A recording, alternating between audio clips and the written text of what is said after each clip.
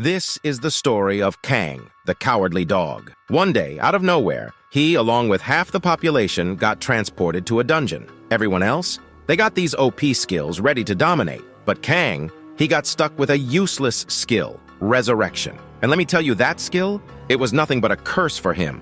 He died more times than he could count, got smashed, got chopped into pieces, burned to death. Hell, one time he even got smashed by this goddamn thick goblin. And to make things even worse, his only family, his sister, is...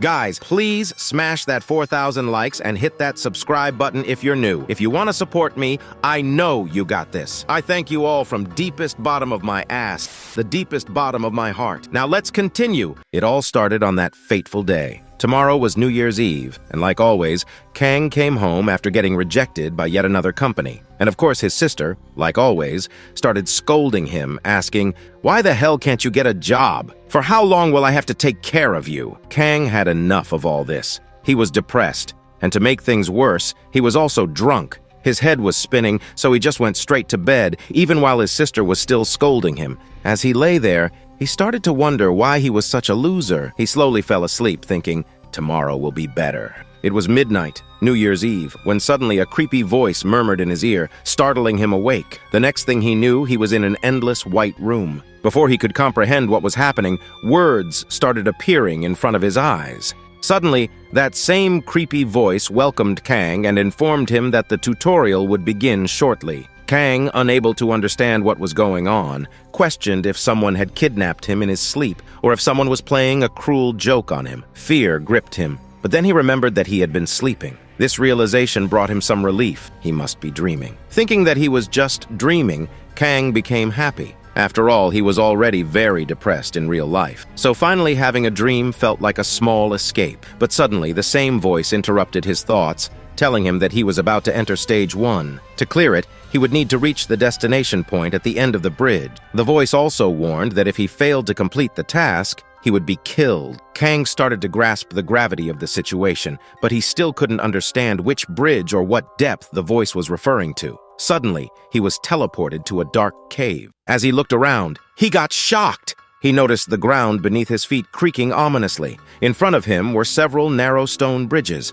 He wasn't alone, many people were standing around him, but just below them, molten lava bubbled menacingly. One wrong step, and it would be the end. The sight of the lava shocked Kang to his core. He couldn't believe what he was seeing. It was just a dream, right? But the sensations were so intense, it didn't feel like any dream he'd ever had. He began to question the reality of the situation. Who were all these people? What was going on here? Looking around, he saw that the other people seemed just as shocked as he was. They were all standing there, bewildered and scared. Kang couldn't help but think, what kind of stupid dream is this? As he was trying to make sense of everything, a familiar voice called out to him. Kang turned to his left, and to his shock, he saw his sister standing on the same bridge. She was terrified, crying uncontrollably. The sight of his sister in this strange place filled Kang with even more shock, and the first this he said to his sister was, "Why the hell are you in my first dream of this year? This is ridiculous."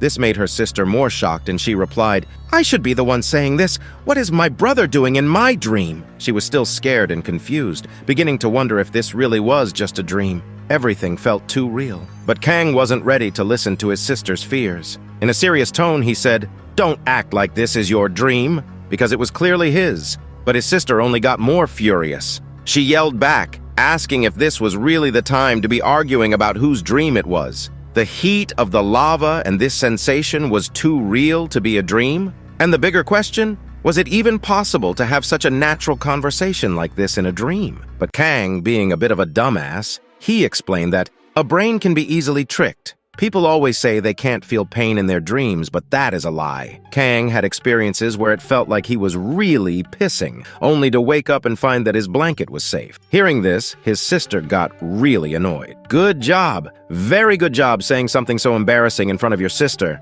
But Kang shrugged it off, saying it didn't matter. It was his dream, after all. With that, he began moving forward, determined to see where this bizarre experience would lead. After hearing this, Ju-hee was shocked. How could her brother be so dumb? She asked Kang where he was going, and Kang, slowly balancing himself and with a taunting tone, responded, "Didn't you read the system notification? It clearly said we have to go to the other side of the bridge to clear the level," he continued. "Well, I guess since it's my dream, an NPC like you couldn't know that." Hearing this, his sister got even more annoyed that Kang called her an NPC. She explained that she had also heard the notification, but asked Kang if he wasn't really scared. What if he fell from there? Kang dismissed her concerns, calling Juhi stupid because, after all, it was just a dream. He explained that even if he fell and died, what difference would it make? But before Kang could finish his sentence, a shadow fell in front of his eyes. Someone, a human trying to move forward on the bridge above him, slipped and fell. Kang watched slowly as the person plummeted down and then saw them burning in the lava below.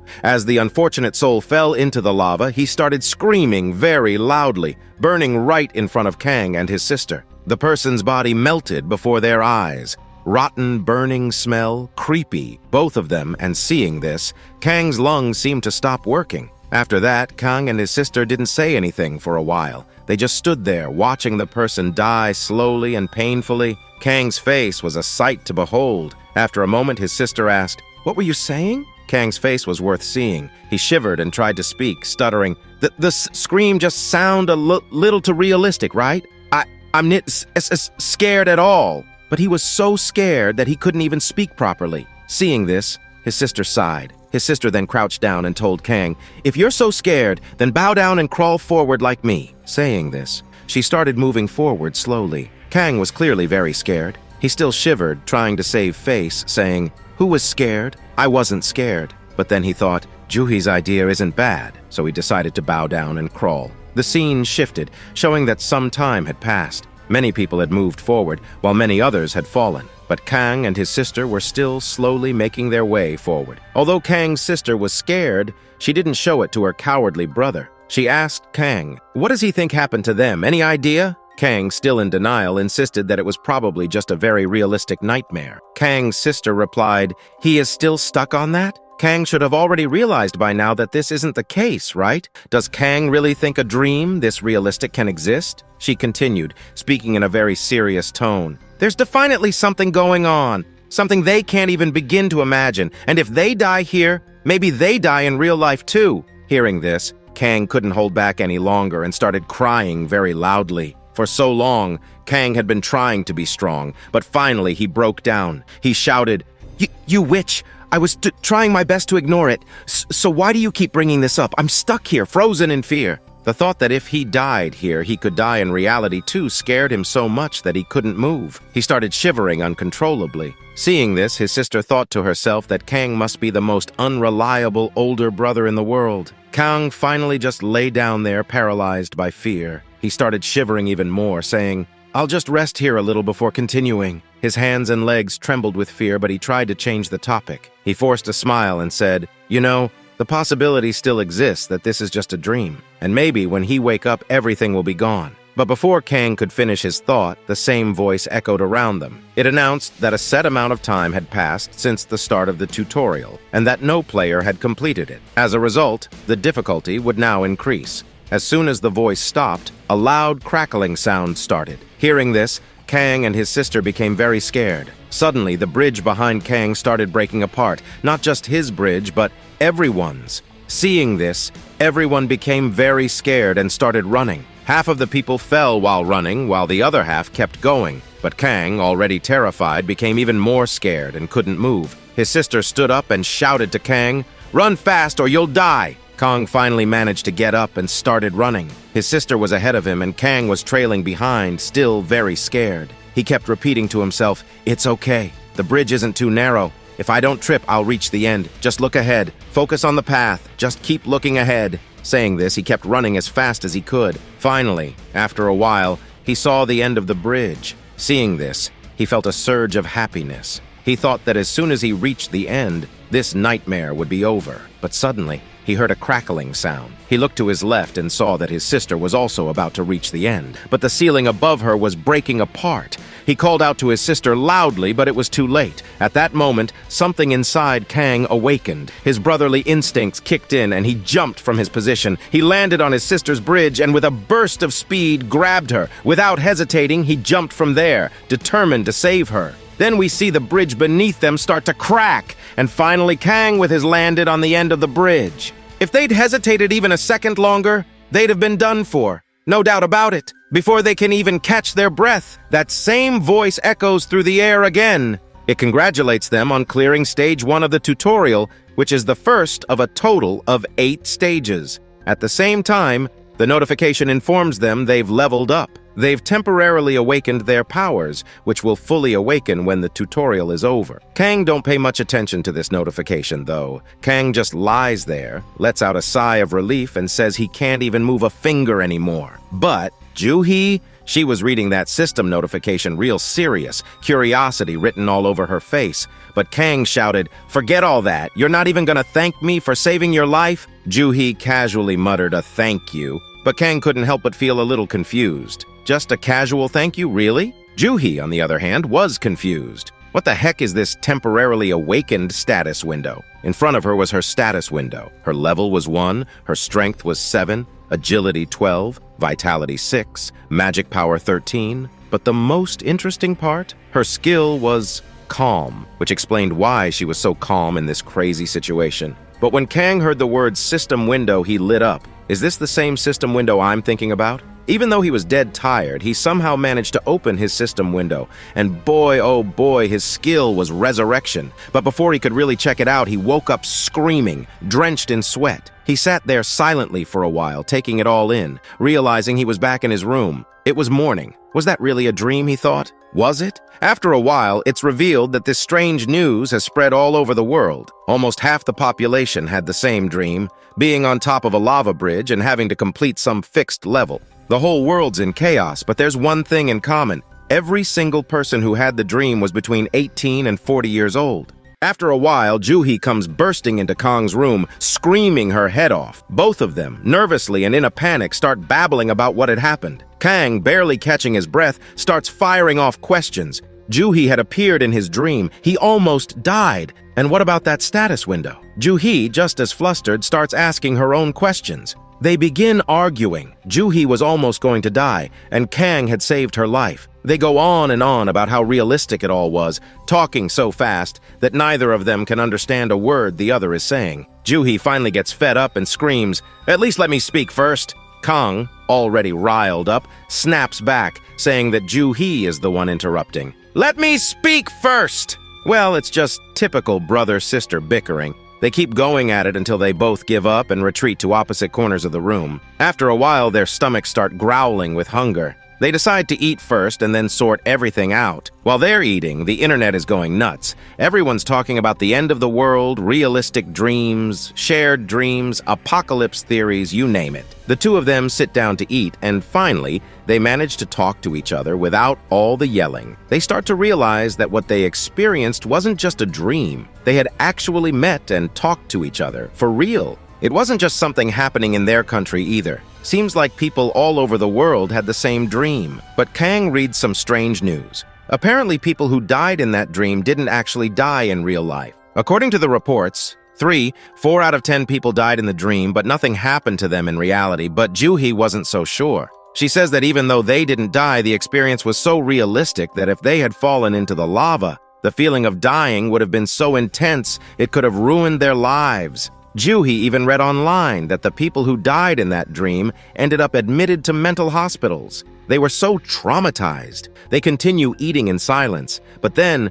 there's a loud noise outside. Kang goes to check it out, and what he sees is pure chaos. People have gone mad. They're stealing food, some are carrying God's posters and marching down the streets, and others are convinced the world is ending. Thieves and robbers are going wild, looting everything in sight. The world is in shambles. Joo-hee knows she can't go to work like this, and Kang, well, there's no way he's going out to look for a job. Inside, Kang is actually kinda happy. Finally, he doesn't have to worry about finding a job. He even starts thinking maybe the world really is going to end. Then Kang asks Joo-hee if she's tried opening her status window in the real world. Joo-hee shakes her head and says no. But when she does open it, there's a message that reads, "In 4 years, 364 days, 17 hours, 3 minutes, and 13 seconds, a disaster will strike. A disaster that will end the world." Hearing this, Joo-hee starts panicking and asks, "What do we do now?" But Kang just shrugs and says,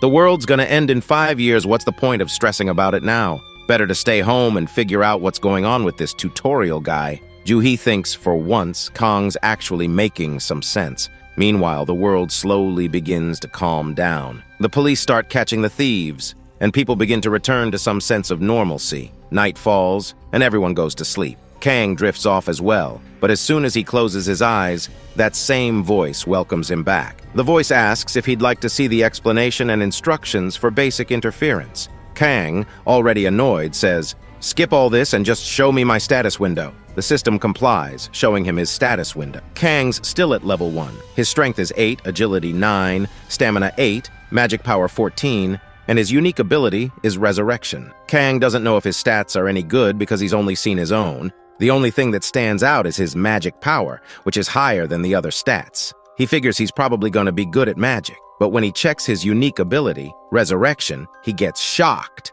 He smirks and says, "This smells like an overpowered cheat ability." Kang checks the details of his resurrection ability. It says his resurrection rank is Z. After 24 hours of his death, he can come back to life. If the resurrection location isn't specified, it will take place at the last sleeping location. But there's a penalty. Kang's level will decrease by 1, and all his abilities will be reduced by 50% for 24 hours. However, in the tutorial, the resurrection penalty doesn't apply. Kang can't contain himself. He starts dancing around. He's got a god-level cheat ability. He thinks to himself, "Finally, I'm going to be able to get out of this pathetic loser life." But he had no idea what was going to happen to him. The scene shifts, and we see Kang wielding a big hammer, trying to fight an ugly goblin. He's swinging with all his might, trying to take down the goblin, but the goblin dodges his attacks easily. The objective of the second stage is to kill all the goblins, but Kang isn't able to take down even one. After struggling in front of the goblin for some time, he finally kills it, but the only reason he managed it was because he launched a surprise attack first. Goblin blood was pouring from its head, and Kang's hand was shaking. His whole body was covered in that disgusting blood, and Kang can't believe it. He's actually killed someone for real. The sight of it makes Kang feel like vomiting. He turns away, walking slowly, but he doesn't realize someone is waiting for him. A damn perverted goblin was stalking Kang, watching him with a drooling mouth. Kang got shocked to see the goblin in front of him. This goblin isn't like the others. His name is Goblin Millet, and he's big, thick, and juicy, ready for some action. He's got a 2-meter-long weapon ready to insert into Kang's body, a meat chopper in his hand. Seeing this, Kang is terrified. He was already struggling to beat a small goblin like a chicken leg piece. How's he gonna take down this monster? In fact, when Kang noticed that 2-meter thing, he got terrified, thinking, "No matter what, I don't want that thing inside me." But the thick guy had something different planned.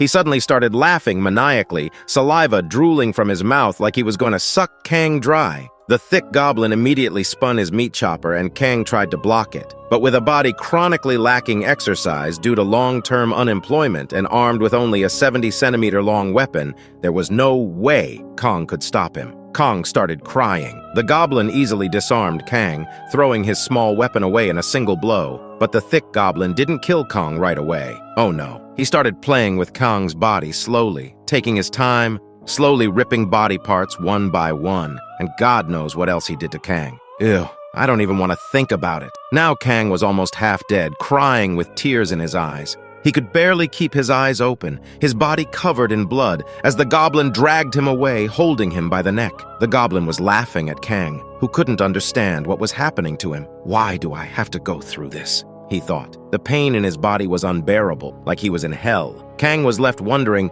why the goblin wasn't just letting him die. All he could do was wish that he would wake up from this nightmare as soon as possible.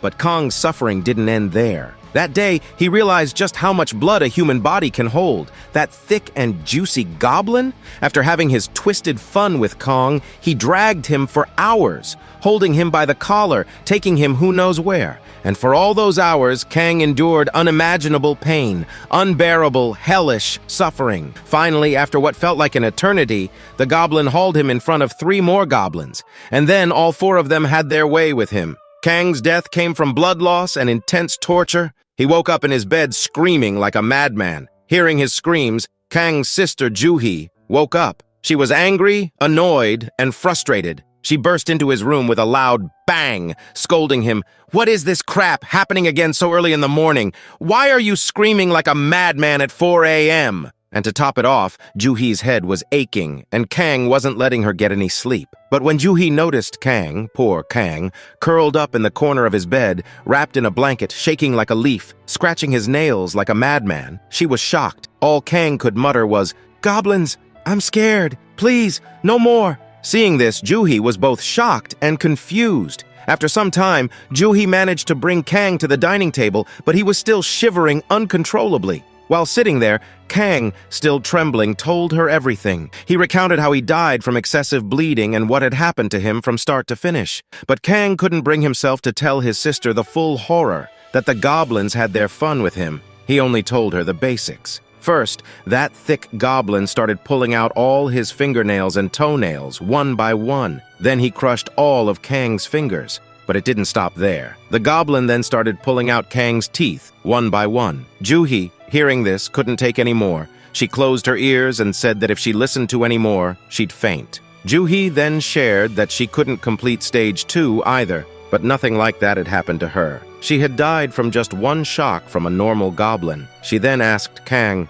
"Is that why you were crying?" At that moment, Kang felt deeply ashamed that he had cried in front of his younger sister. Trying to defend himself, Kang stood on his chair and shouted, "Because you haven't experienced all this yourself, you can't understand. Even if Mike Tyson was here, he'd be shouting louder than me and probably would have run to his mom." Seeing Kang's outburst, Juhi calmed down and said, "It's okay. I was just joking to lighten the mood, and it looks like it worked." She added, "Seeing you shouting like this, I guess you're okay now." Then she asked, "But don't you think you need to go to the hospital?" Kang was confused. "Hospital?" he asked. Juhi explained that news had spread worldwide about how people who died from goblin attacks in this level had become so traumatized that psychiatric departments were seeing 10 times the usual number of patients. But no one had been hurt as badly as Kang. Kang, trying to save face, said, "I'm not that weak. I'm a man, and a man doesn't feel pain." Hearing this, Juhi felt cringed. But then she shared some good news. It's been reported that those who die in the tutorial won't have the dream again the next day. Hearing this, Kang was overjoyed. He thought, finally, I'll be able to sleep peacefully tonight. But will he really? That night, as Kang went to sleep, the same voice welcomed him back. The voice said, "Kang's special ability, Resurrection, has been activated." The tutorial would start again for him. At that moment, Kang felt his world collapse, like he'd seen a ghost. The air seemed to leave his body and he started screaming, "Son of a dog! Who made this disgusting system?" Finally, after an hour of venting his frustration, the system notified him that because he was in the tutorial zone, he wouldn't be penalized for dying. But Kang was completely traumatized. He hadn't slept for 8 hours, thinking that when he woke up in the real world, he'd finally escape this nightmare. But even after 8 hours, nothing changed. He in fact slept in the tutorial zone, but when he woke up, he was in the same place. Kang had been stuck there for 2 days now, but he couldn't find a way out. He realized there was only one way to escape, either complete the level or die. But if he died, he'd just wake up the next day to do it all over again. This thought pushed Kang closer to a mental breakdown. After a few hours, accepting his reality, Kang got up and saw a bunch of weapons in front of him. This time, he chose 2. A crossbow for long-distance kills, and a heavy weapon for close combat. He felt pretty confident about the crossbow. "Let me show you," he said. "I used to be a great shot as a kid." With intense focus, he aimed for the thick goblin's forehead, but the arrow only grazed the goblin's cheek. Nothing happened. The thick goblin turned around, saw Kang, and started drooling. Kang knew that if this goblin caught him again, the same thing would happen all over again. Kang also had a spear with him, so he grabbed it and prepared to fight. Since the spear was a long weapon, he managed to kill a small goblin easily. Seeing this, he was thrilled. But as soon as he tried to pull the spear out of the goblin's chest, he realized it was stuck in the bones. Before Kang could free the spear, the thick goblin crushed his head, killing him instantly. Kang woke up again, clutching his chest, gasping for air. But this time, he was strangely happy. At least he had died in one shot and avoided the torture. Day 3 rolled around, and Kang found himself back in the same place. The system notified him again that Stage 2 was about to start. By now, Kang was fed up with hearing the system notifications. He even threatened, "If you say it again, I'll finish the system myself." This time, Kang didn't rush in like a madman to kill the goblins. He realized he was a pathetic loser weakling compared to them. He remembered watching videos of professional fighters on YouTube and decided to try something new. After watching those videos,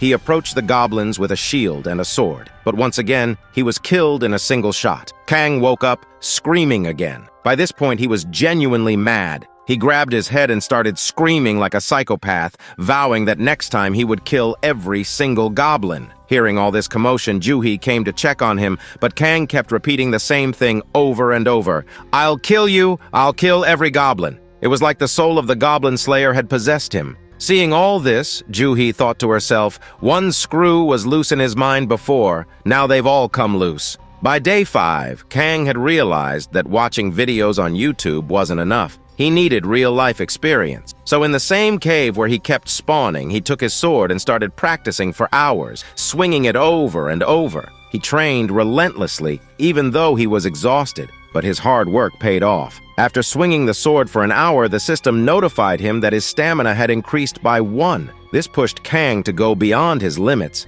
Seeing this, Kang was thrilled, but he collapsed from exhaustion. Frustrated, he thought, after swinging the sword for 8 hours, only 1 stamina point increased? This is injustice. Then he remembered that he had an additional stat point, so he put it into his strength. Now, with an extra point in strength and increased stamina, he thought he could finally take down the goblin. Filled with confidence, he screamed as he charged at the goblin again, but once more, the goblin killed Kang in a single blow. Kang woke up screaming yet again. For the next 15 days, Kang returned to the tutorial zone like a madman. He exercised, did push-ups, trained with his sword, and increased his stats. When he got tired of training, he'd let the goblins kill him in one blow and return to the real world. But all this took a toll on Kang's mind. He was on the verge of a mental breakdown when the system notified him that he had acquired basic swordsmanship at level F. Seeing this, Kang was surprised. The system explained that this swordsmanship skill was only used by local thugs, but it was better than nothing. Kang didn't care about the details. He was just happy to have acquired a skill. Although he had been training for hours, as soon as he picked up his sword, something changed in him. His eyes turned red, and he started screaming like a madman, filled with an uncontrollable rage. He shouted, "Today I'm going to kill every single goblin." His voice echoed through the cave, filled with a mix of anger and desperation.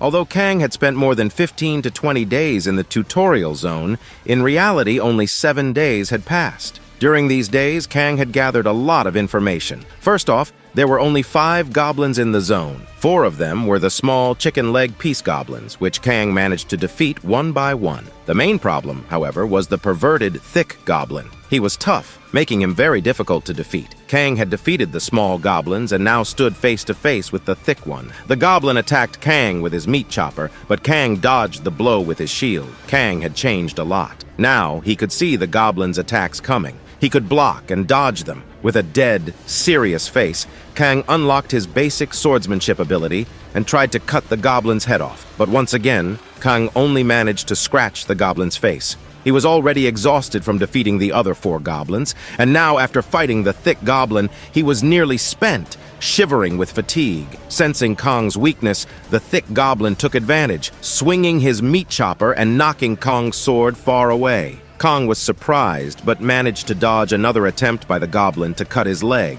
Smirking, Kang thought to himself that this goblin really enjoyed torturing him. After fighting him so many times, Kang had memorized the goblin's attack pattern. The goblin never tried to kill Kang outright. He just wanted to capture him alive and have fun torturing him. This knowledge gave Kang a small advantage. Taking that advantage, Kang quickly bent down and kicked mud into the goblin's face, causing him to cry out in pain as the dirt stung his eyes. The goblin shouted loudly in agony. Seizing the moment, Kang picked up a large stone and smashed it into the goblin's leg with great force, breaking it. The goblin screamed in pain, thrashing his meat chopper wildly. Kang circled behind him while the goblin was still reeling from the attack. By the time the thick goblin opened his eyes, it was too late. Kang, screaming, "I am the strongest! I am inevitable!" smashed the goblin's face with the stone, causing blood to gush from the goblin's mouth and nose. The thick goblin collapsed, his body trembling as he struggled to breathe. Kang was overjoyed. patting himself on the back and praising himself for his victory. But the goblin wasn't dead yet. He was unconscious. Kang's face twisted into a sinister smile, his eyes gleaming with revenge. With a chilling grin, he whispered, "I'm going to torture this bastard as much as he tortured me." And with that, Kang tortured the goblin until he was dead. As soon as the goblin died, the system congratulated Kang for clearing Stage 2. He was awarded 5 additional stat points and a reward that allowed him to choose any weapon of his choice. Kang spread his arms, looked up at the sky, and said, "This is the power of the ultimate being! Am I a god?" He then started laughing like a maniac. The scene shifted, and we saw Kang back at his house, wearing an apron and cooking in the kitchen. Despite being a big deal in the tutorial, he was still a loser at home. Living at his sister's house for free meant he had to wake up every morning and cook. Kang told himself he was cooking in celebration of clearing Stage 2. He was in a good mood,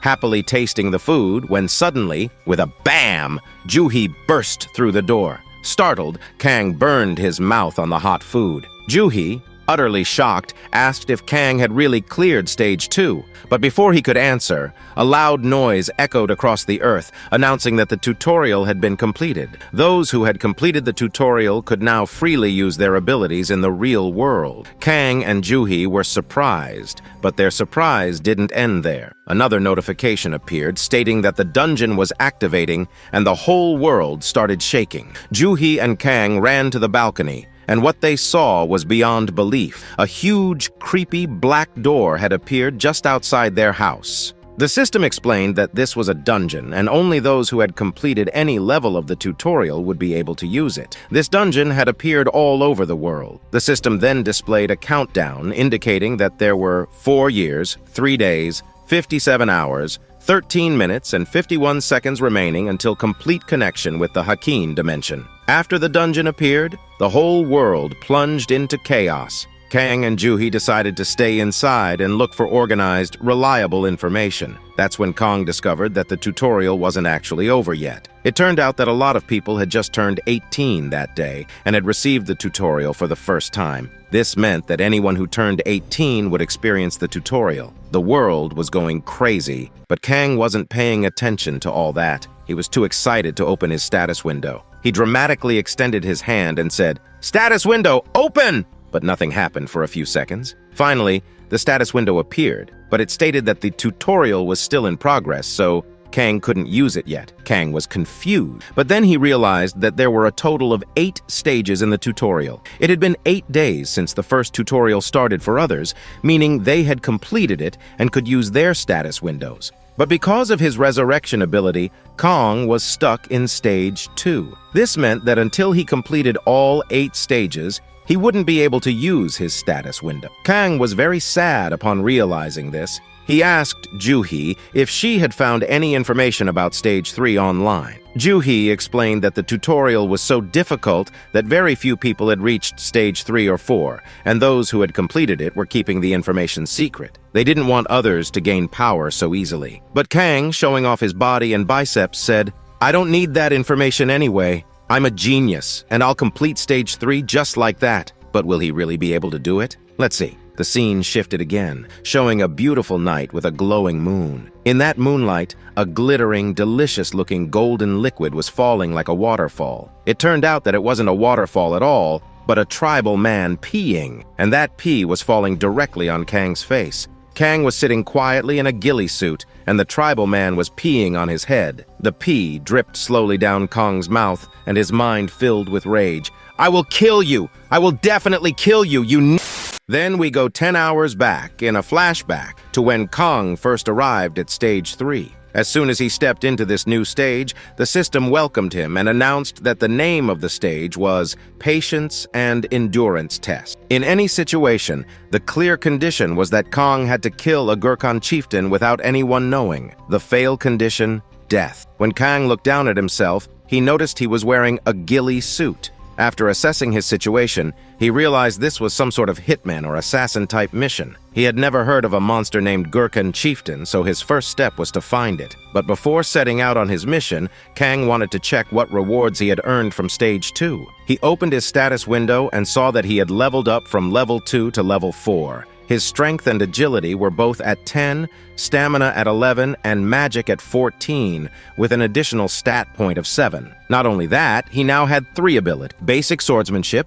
basic shield technique, and basic crossbow technique. Seeing this, Kang was amazed and shouted, "I am so rich! This is exactly how a status window should look." But Kang's happiness didn't last long. As soon as he opened the details for his basic shield and basic crossbow skills, he saw that they were practically useless. The shield skill was good enough to block local kids from bullying him, and the crossbow skill could only kill small goons. Kang's enthusiasm quickly turned to annoyance. Then, he remembered that because he cleared Stage 2, he had received a weapon as a reward. He eagerly opened his inventory and found a sword. Clicking on it, he pulled out a sparkling sword from his inventory. Kang admired the sword carefully, feeling very cool and powerful. He took the sword in his hand and started laughing like a madman, saying, "This is so awesome! I've always wanted to hold a sword like this." But the system, ever the buzzkill, notified him again. "This is just a shabby longsword." Kang's excitement turned to irritation once more, and he left in a huff. As Kang moved forward,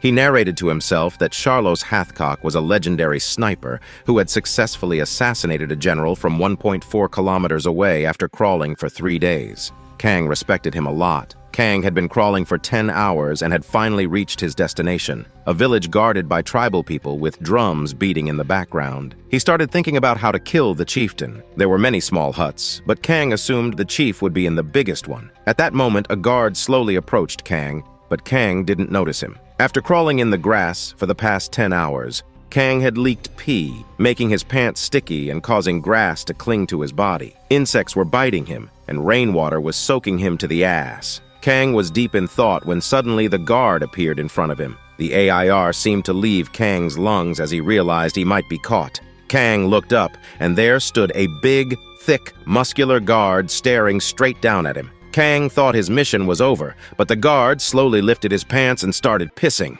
directly on Kang's head. The guard, oblivious to Kang's presence, had simply come to pee in the grass, unaware that someone was hidden there. The pee kept flowing, dripping slowly into Kang's mouth. Kang's head was bursting with anger, his body trembling with rage. But he knew he had to stay calm, had to endure this humiliation. "I have to endure," he kept telling himself. "No matter what happens, I have to endure." The system had said this was a test of patience and endurance, and Kang was trying his best to hold it together. But then the guard started playing with his pee, letting it splash onto Kang's face. That was it. That was the final straw. Kang's rope of patience snapped. He leaped up, screaming, and started chasing after the guard, yelling, "I'm gonna cut your little pee-pee off!" The guard turned around in shock, seeing Kang's face still covered in his pee. Kang, screaming like an animal, charged at the guard with his sword in hand. In one swift blow, he killed the guard, cutting him clean in 2. The guard's body fell to the ground, and Kang gave a satisfying smile.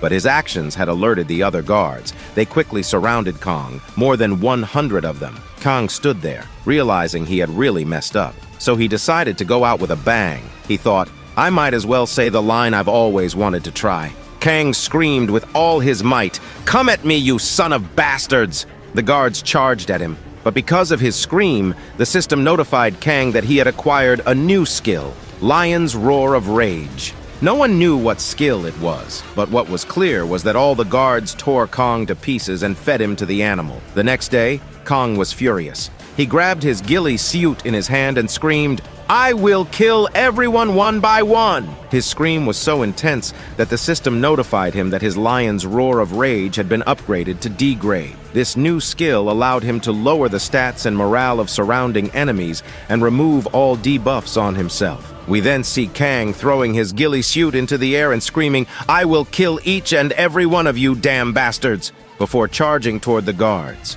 Last time, Kang had spent 10 hours hiding in the bushes, observing that in the morning, the guards would scatter to go hunting. This meant they were easier to pick off one by one in the morning. Armed with this knowledge, Kang began cutting them down one by one, making his way to the tent. In a moment, Kang was inside the tent, his face twisted into a sinister smile. He hissed, "I'm here, you bastard Gurkhan chieftain!" But what he saw next made him go crazy. Inside the tent was a fat, ugly chieftain sitting comfortably, but next to him were 2 mages activating spells. With a single command from the chieftain, the mages released their spells on Kang. Kang suddenly felt stuck, as if the gravity around him had increased tenfold. He couldn't move. He was trapped. Kang didn't understand how to get out of this situation until he remembered his lion's roar of rage. Taking a deep breath, he screamed, "Die, you ugly fat ass!" The debuff was lifted instantly, and even the chieftain was shocked. Kang didn't waste a second. He charged at the chieftain, a satisfying smile on his face, and declared,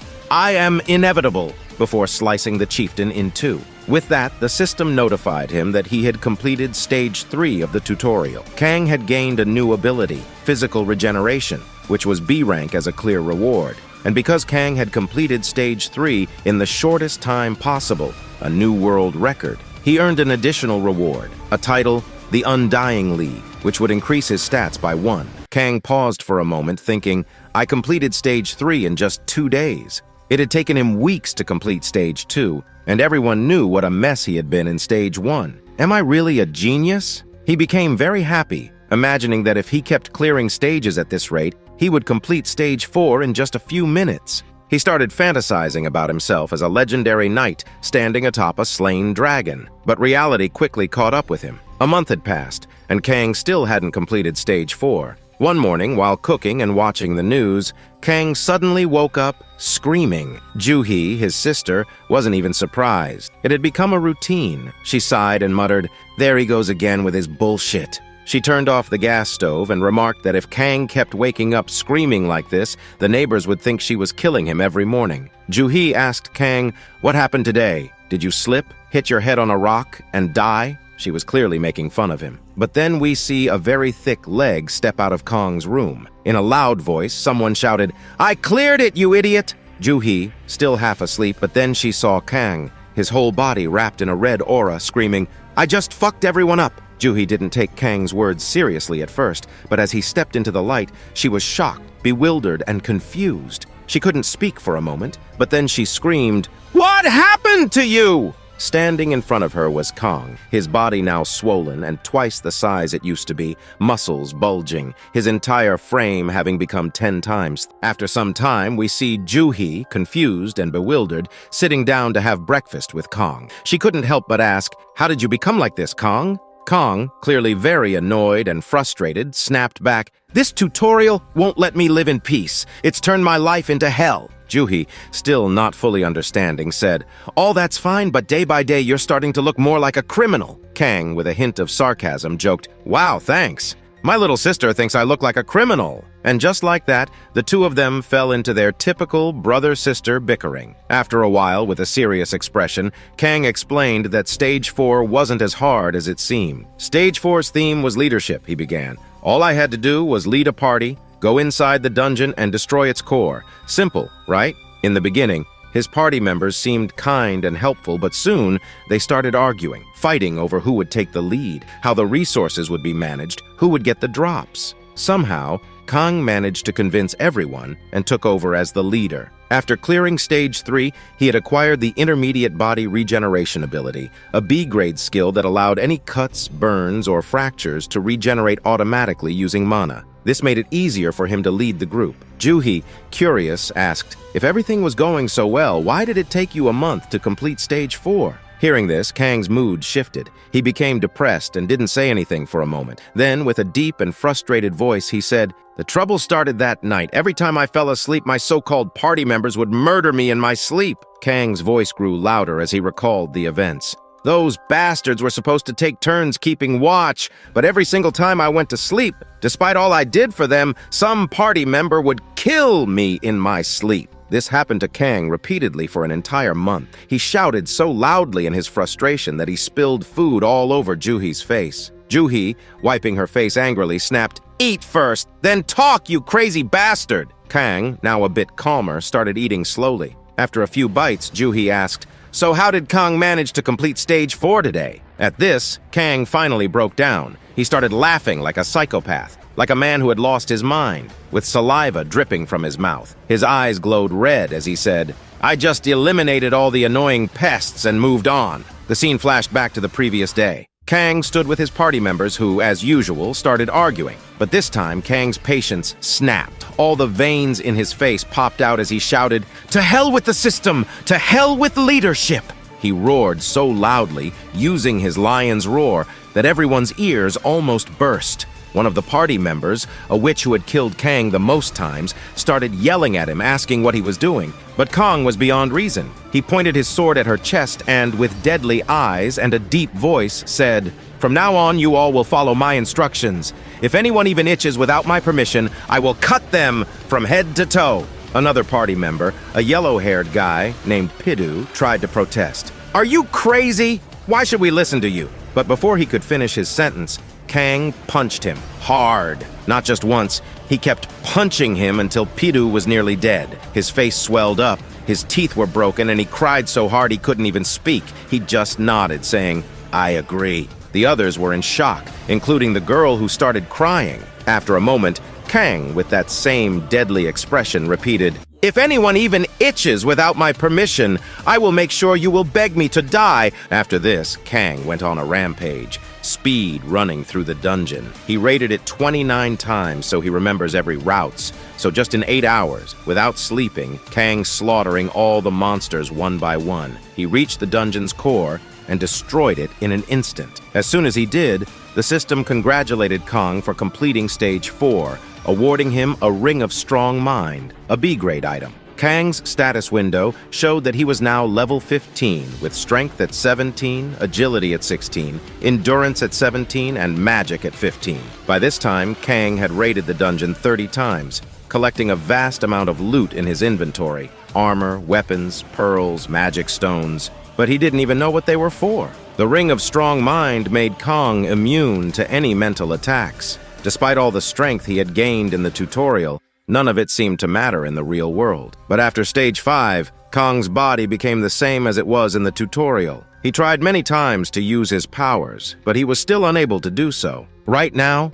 Kang was doing push-ups, his body now thick, muscular, and juicy. What a body. He finally completed his 1,000th push-up with one hand, sweat dripping from his body and evaporating as heat. After his push-up session, he wiped the sweat off and thought, "When will I finally complete Stage 8? As he pondered this, his phone rang. He thought it was just an ad, but as soon as he read the message, the ground beneath his feet trembled. There was a dungeon breakout, and the monster from that dungeon was a goblin. And this dungeon had opened right in front of the place where Juhi worked. Kang didn't waste a second. He ran to his house, searching frantically for a weapon. He looked left and right, panicking, cursing under his breath. Finally, he found a kitchen knife in the basin. Without wasting another moment, he grabbed it and dashed out of the house. A short while later, Kang stood outside Juhi's office.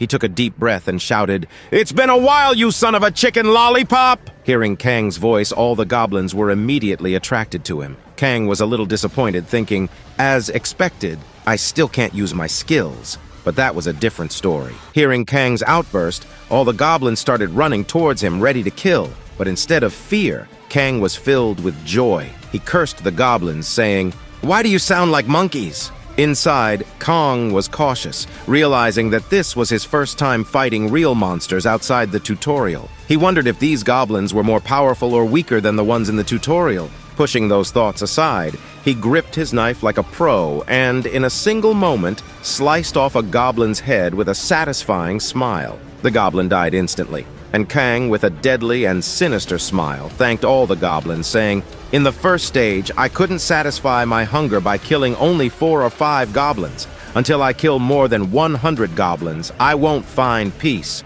He pulled his kitchen knife out of the goblin's head and started slaughtering the goblins one by one. Meanwhile, inside Juhi's office, all the workers barricaded the entrance door with all the furniture they could find. But outside, someone was laughing like crazy, and heavy footsteps echoed as they approached the building. Everyone, including Juhi, was terrified. Juhi looked at her phone, and there was a message from Kang asking if she was still in the office. "If you are, then stay there," he wrote. Juhi was confused. Is Kang coming here? She wondered. But before she could complete her thought, that maniacal laughter grew louder, and the footsteps grew heavier. Suddenly, Kang burst through the door, smashing through all the heavy furniture. Covered in goblin blood, Kang stood there with a satisfying smile, like a psychopathic, cold-hearted murderer. Smiling, he said, "Juhi!" Your big brother is here." After a moment, everyone paused for a couple of seconds, just staring at Kang. They couldn't quite comprehend who this psychopath in front of them was. Even Juhi, seeing Kang in this condition, felt embarrassed. All her friends started glancing at her, their eyes filled with confusion and disbelief. Kang stood there, a kitchen knife slung over his shoulder, scanning the office as if trying to process that Juhi actually worked here. But before he could say anything, an old man, the department head, freaked out. He shouted at Kang, "Who the hell are you? And how did you break down the door to get inside?" At this rate, all the monsters. Before the man could finish his sentence, Kang politely apologized, saying he couldn't control his powers and accidentally used too much strength. But don't worry, I've already sent all the goblins outside straight to hell. Everyone was shocked seeing the dead goblins laying lifeless on the floor. They couldn't believe what they were seeing. Before anyone could say another word, Kang chuckled and said, "He saw a lot of goblins in the alley and the nearby buildings, so I'll take care of them too." With that, he casually rested the goblin's sword on his shoulder, turned around and walked forward with swagger. He threw a glance back toward everyone and with a smirk said, "If I don't kill those goblins, I won't sleep peacefully tonight." The scene then shifted, showing Kang tied up in bandages, with Juhi tending to his wounds. Juhi, clearly annoyed, scolded him. "We don't have much saline water left. If you were going to get this injured, why'd you go out to kill all those goblins just to look cool?" Kang patted his body and shrugged. Right now, he is just an ordinary person. He can't use the skills he had in the tutorial, so yeah, he got a few scratches here and there, but it's no big deal. Juhi, her expression serious, warned Kang. If he can't use his abilities here, that means if he die, Kang might die for real. Kang brushed it off with a smirk. Yeah, but you gotta admit, what he did was pretty cool, right? Juhi, cracking a smile, reluctantly agreed. Yeah, it was cool. And just like that, their playful brother-sister banter kicked off again. Then, with a mischievous grin, Juhi leaned in and whispered in Kang's ear that all her friends have fallen for Kang after that cool act he pulled. They're driving her crazy, begging her to introduce them to Kang. Hearing this, our single virgin Kang started blushing and drifted off into his thoughts. But night soon fell, and as Kang went back to sleep, he was instantly greeted by the same voice, welcoming him to Stage 5. The voice announced, "The theme of this stage is wisdom." Kang didn't quite understand what wisdom meant in this context, but before he could wrap his head around it, a group of thick, juicy, plot-twisting mommy milkers girls appeared around him. They asked with seductive voices, "Are you the succubus?" Kang was utterly confused. Then the system notified him that the objective of this stage was to identify and kill the succubus hiding among these women. However, the catch was that once Kang discovered the succubus's true identity, he would become its first target. Hearing the word succubus,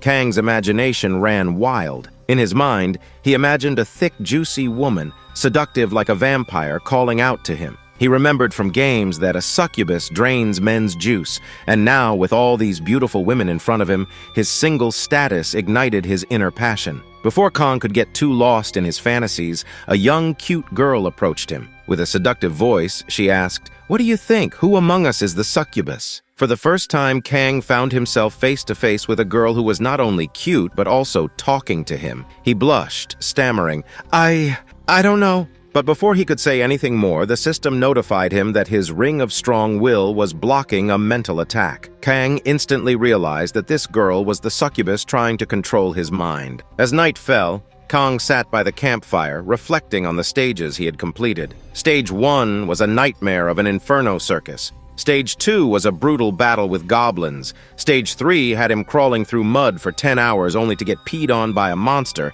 And Stage 4 was a month-long group project from hell. Kang chuckled to himself, thinking, finally I can enjoy something interesting after all that. The guy who had been cursing God all this time suddenly found himself thanking God, saying, "Thank you, God. Finally I can have some fun with these beautiful women." He was laughing so perverted that he had to control himself, thinking, no, I need to keep my cool. If the succubus finds out, I'm done for. And since the succubus only targeted men and Kang had mental protection, it meant that the succubus was toying with the other male NPCs. So for now, he decided to get some sleep. Tomorrow, he would make friends with the other female NPCs and finally defeat the succubus. But as soon as he woke up, he realized he wasn't in the tutorial anymore. He was back in Juhi's office. Startled, he shouted, waking up. Everyone around him cheered, congratulating him for heroically defeating the goblins. Even the male workers had become fans of Kang. They told him the good news. The army had arrived, but Kang wasn't in the mood to listen. He was still furious, angry at the succubus for almost getting the better of him. He muttered to himself that the succubus must have figured out that he knew her identity and had tried to kill him in his sleep. Just then, the rumbling of army trucks brought Kang back to reality. The whole building shook from the vibrations. The army had arrived, fully armed with AK-47S, M416S, and machine gun, mowing down goblins left and right. Everyone on the rooftop cheered with relief, but Kang sensed something was off. A creepy, chilling aura filled the air. Kang's eyes darted around until he spotted it. The army was gunning down goblins, but something wasn't right. Then he saw it, a red goblin with a spear, dodging every bullet fired at him. In one swift motion, the goblin separated a soldier's head from his body with a single blow. Panic erupted as the soldiers unleashed a hail of gunfire, but the goblin didn't even get a scratch. Instead, he grew angrier, his eyes turning blood red. With a terrifying roar, he charged at the army trucks, leaping into the air and slaughtered everyone in his path with a single strike. Kang watched all of this unfold from above, but it didn't end there. The red, ugly, thick goblin turned its creepy, deadly eyes directly toward Kang, staring right into his soul from across the building. That ugly-ass goblin had already taken down 3 army trucks, leaving just one standing. Panic set in among the soldiers as they frantically called for backup over the mic, but that didn't stop the ugly ass. After obliterating the remaining trucks, the ugly ass stood triumphantly on top of the last one, a lustful, perverted grin spreading across his face like he was ready to suck them dry. Now, I don't know about other goblins, but let me tell you, when you see one looking like that, you better call a goblin slayer. The soldiers trembled in fear, their hands shaking as they tried to hold their weapons steady. The red goblin, with one powerful leap, launched himself at them. One brave soldier pulled out his M416 and began firing, but he knew deep down he was fucked up. Just as the red goblin was about to finish off the soldier, Kang arrived on the scene. Without a second thought, Kang picked up a massive piece of concrete and hurled it straight at the goblin's face. The impact sent the goblin flying far back. The soldiers, still in shock, tried to comprehend what had just happened. Who or what had just saved them? Kang entered the truck in style, a villainous smile playing on his lips. The soldiers, already scared of the red goblin, felt a new wave of fear wash over them as they looked at Kang's menacing grin. One soldier, his voice trembling, shouted, "It's a new monster attack! Fire at will!" Kang, now panicking himself, shouted back, "I'm a human! Are you crazy?" The soldier took a closer look and realized that despite his monstrous appearance, Kang was indeed human. Embarrassed, he muttered an apology, thinking Kang might be one of the awakened they had called for support. But Kang wasn't focused on the soldier's apology. He noticed the red goblin slowly getting back up. Kang didn't decide to help the army because he was kind and wanted to act like a hero. No. He realized that if the army lost, the goblin would have come straight for him, putting Juhi in danger. Deciding it was better to take the goblin down with the army's help, he acted swiftly. Kang hopped off the truck and asked the soldiers, "You guys got any tear gas?" They nodded, but mentioned they didn't have an extra mask for Kang. Without hesitation, Kang replied, "He don't need a tear gas mask." The soldiers, confused, prepared to throw the tear bomb as soon as Kang engaged. Meanwhile, Juhi was freaking out, wondering what the hell Kang was thinking, going down to fight with no abilities. But it was time for the showdown. Kang versus the ugly-ass red goblin. Kang grinned, his excitement barely contained. "I've killed so many goblins, but none of them gave me the satisfaction I craved. Finally, a worthy opponent." Well, at this point, Kang officially became the Goblin Slayer. The red goblin seemed to understand Kang's taunt, growing increasingly annoyed. Before their fight could escalate, the soldier tossed the tear bomb. As it exploded, the red goblin went berserk. His eyes filled with tears and he screamed in agony, thrashing about wildly. Kang's eyes watered too, but after surviving hellish days with goblins, Kang had learned one thing. Goblins are sensitive as hell when it comes to their eyes. As for Kang, after being tortured and experiencing so much unimaginable pain, he just became Kaneki. This much pain was no big deal to him. He just laughed maniacally, exited to kill some goblin. With that, Kang dashed toward the ugly-ass goblin, Despite the water streaming from his eyes, nose, and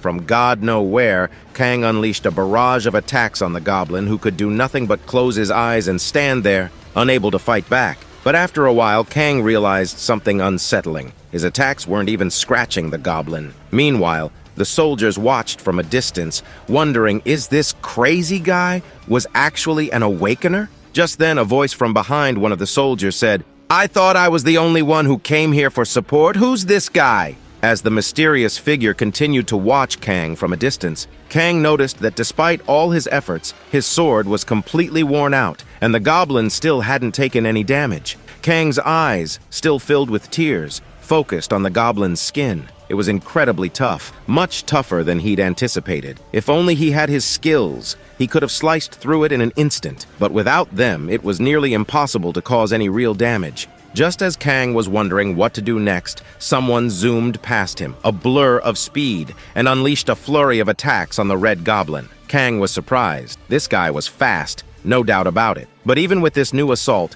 the Red Goblin didn't get a single scratch. The fast guy and Kang locked eyes, and the newcomer asked, "Are you an awakener? If so, we don't have time for introductions. We need to do something to take this bastard down." Kang nodded in agreement, and together they launched a coordinated attack on the goblin. Kang struck from behind while the fast guy attacked from the front, but still, the goblin remained unscathed. Kang realized just how insanely tough the goblin's body was. Normal attacks weren't going to cut it, literally. Kang's sword was nearly destroyed when he spotted a pointed axe nearby. He ran to grab it, and the fast guy, noticing, called out, "I've got the speed, but I don't have the attack power." Kang didn't even respond. He just picked up the axe with a serious expression, knowing he had to end this now. Kang thought to himself, this ugly-ass Red Goblin merely defending, waiting for his chance to strike back once the tear gas wore off. Kang knew he had to find the goblin's weakness, fast. He figured the goblin's body was as hard as iron, but maybe there was a softer spot somewhere. His eyes, his mouth,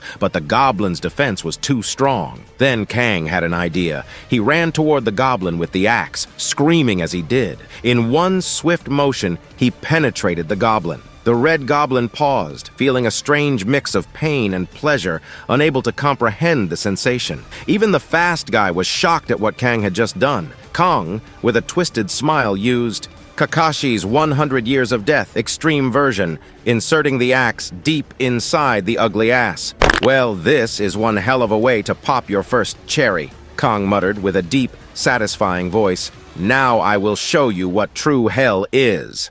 But Kong didn't stop there. He slowly pulled out his axe and jammed it back in. At that moment, an unpleasant sensation traveled up the axe handle, sending a chill down Kong's spine. A question flashed through his mind. What the hell am I doing with my life? Popping a goblin's cherry? Again, without delay. But before that, guys, I want to thank you all from the bottom of my heart for supporting my channel. Please hit that like button and help us reach 4,000 likes. And if you're new here, don't forget to subscribe. That will really help me make more videos. Now let's continue. Kang grabbed his axe with all his might. He twisted it around with every ounce of strength he had, and in a single forceful move, he drove the axe upright. Now the ugly ass with axe in his ass was in air. Still, Kang didn't stop. With a wild, almost unhinged energy, he yanked the Red Goblin down with all his might, and at that moment, the Red Goblin's eyes flared with rage, giving Kang a death stare. But Kang, he didn't stop there. Before the Red Goblin could even react, Kang pulled out his axe and smashed it back in again. Yes, this was more than enough to send the Red Goblin straight to hell and heaven at the same time. The sensation was so intense that the Red Goblin couldn't even move. Taking advantage of this, Kang instantly rushed toward the Red Goblin. He jumped, screaming with a satisfying smile plastered on his face. He was determined to finish the Red Goblin by putting his weapon right into his mouth. Meanwhile, the ugly-ass Red Goblin was in bad shape. He was unconscious, mouth wide open. The sensation was so extreme for him that he couldn't even twitch. And in one swift motion, he smashed the axe into the goblin's mouth, and he kept going until the goblin finally died, blood splattering everywhere. The fast guy, watching from the sidelines, could only think one thing. Who the hell is this guy? Is he really such a strong and overpowered awakener? How was he around him all this time without knowing? Well, he didn't know that Kong hadn't even used his abilities yet. Finally, when Kong was satisfied after hammering his weapon into the Red Goblin's face,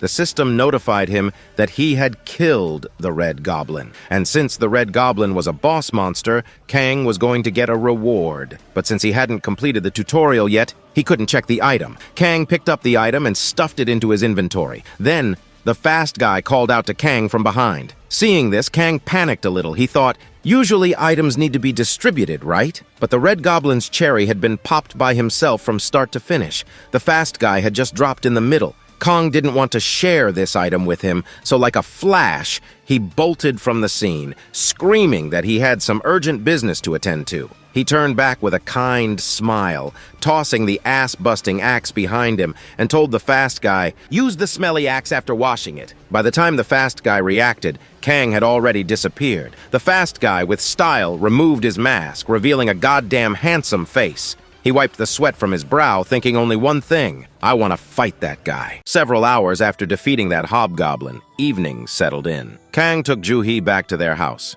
They finally reached home at night, changed clothes, took a bath, and sat down at the dinner table. Ju-hee had made some delicious ramen and tofu, but she was shocked to see that ramen was being devoured like it was going out of style. She was still in shock when she showed her phone to Kang. Kang's eyes widened in disbelief. Someone had recorded Kang's ass-busting fight and uploaded it to YouTube. It had gone viral overnight. Seeing the number of views, Kang lost it. He jumped up from his seat, screaming, "Is that really me? Did I just get so many views on my video?" Ju-hee explained that it must have been one of her friends who had been pestering her to introduce Kang. He must have recorded the video. Kang was still in shock, but he nearly fainted when he read the comments. Everyone was praising Kang. Seeing this, Kang flashed a creepy and villainous smile. His cheeks turned a little red as he started laughing in the weirdest way. Ju-hee, feeling the cringe, didn't say anything for a couple of seconds. But when Kang continued his creepy laugh, she finally spoke up. "Your face is really Kang." Kang understood that Ju-hee was about to make fun of his face again, but before she could say more, Kang continued reading the comments. What did he see there? People were making fun of his face too. Some were saying his face looked like that of a criminal who had escaped from jail. Others said it was a face you could only make after killing 5,000 to 10,000 people. One girl even said that if she saw that face on the road, she'd pee in her pants.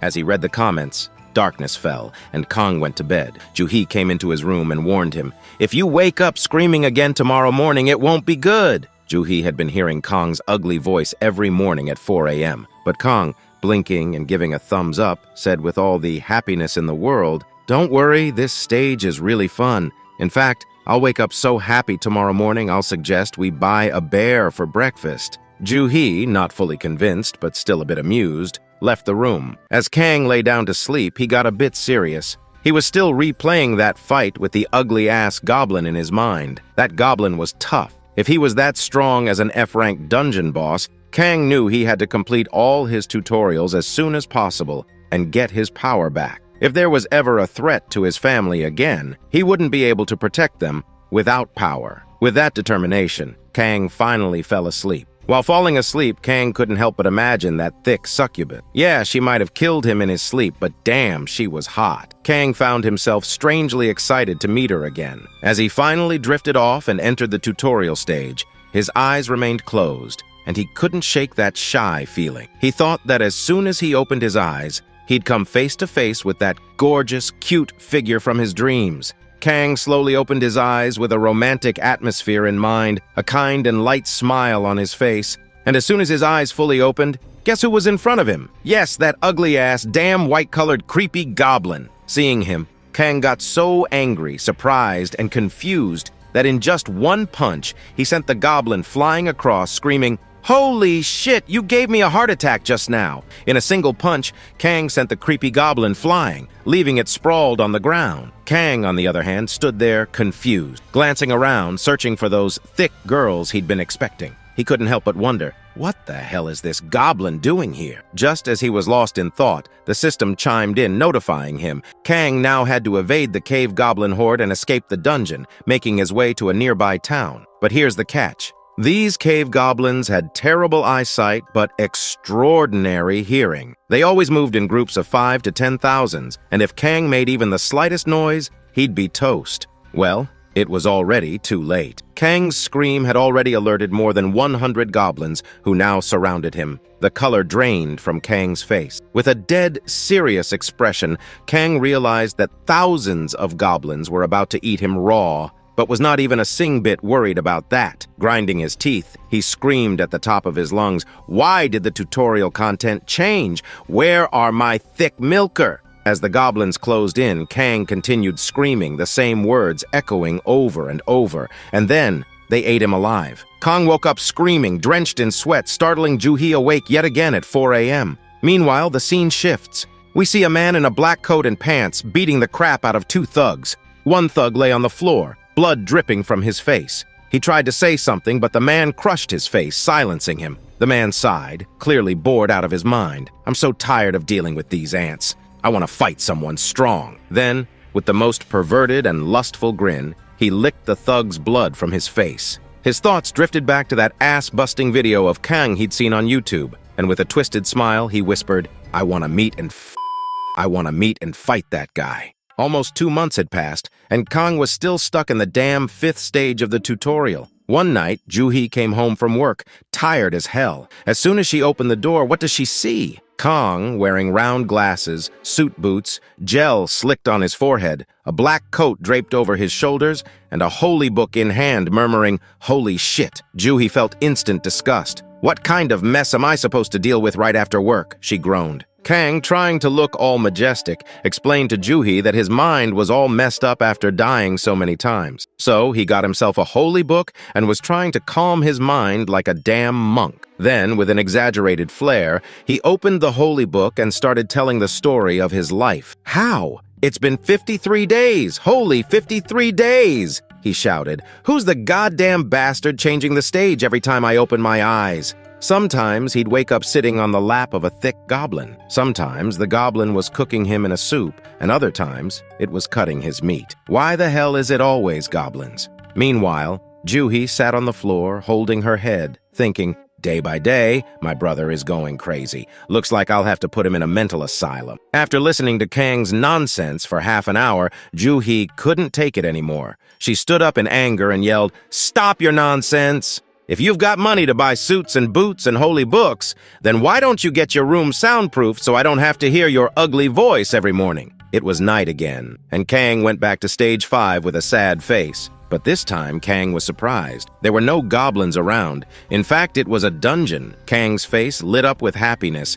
and the system notified him that he had to beat this dungeon. Kang gave a villainous smile and, without hesitation, headed straight for the dungeon boss. The boss turned out to be a massive tarantula. And let me tell you, I don't know about y'all, but I'm scared as hell of spiders. If I see one in my house, I'm out. So, who's scared of spiders here? And what else freaks you out? Tell me in the comments anyway. Back to Kang. That tarantula spat some nasty special juice at Kang. But Kang didn't dodge. All he could think of was biting the tarantula's throat, but the juice was poisonous, and Kang's hands started rotting from the poison. But did Kang stop? Hell no! Without hesitation, he bit his own hand off to stop the poison. The tarantula was shocked, but before it could react, Kang slid under the tarantula's belly and with a mischievous grin whispered, "This might hurt a butt." Then, with one swift move, he sliced the tarantula in half. Kang stood between the two halves as tarantula blood rained down on him. He was drenched in it, and the system notified him that he had cleared stage 5. As a reward, he gained a giant's power, which was an B-rank ability. But Kang wasn't satisfied. His mind was elsewhere. He held his hand up in the air and, like a psychopathic killer, started laughing like a madman, his sword dripping with blood. By this time,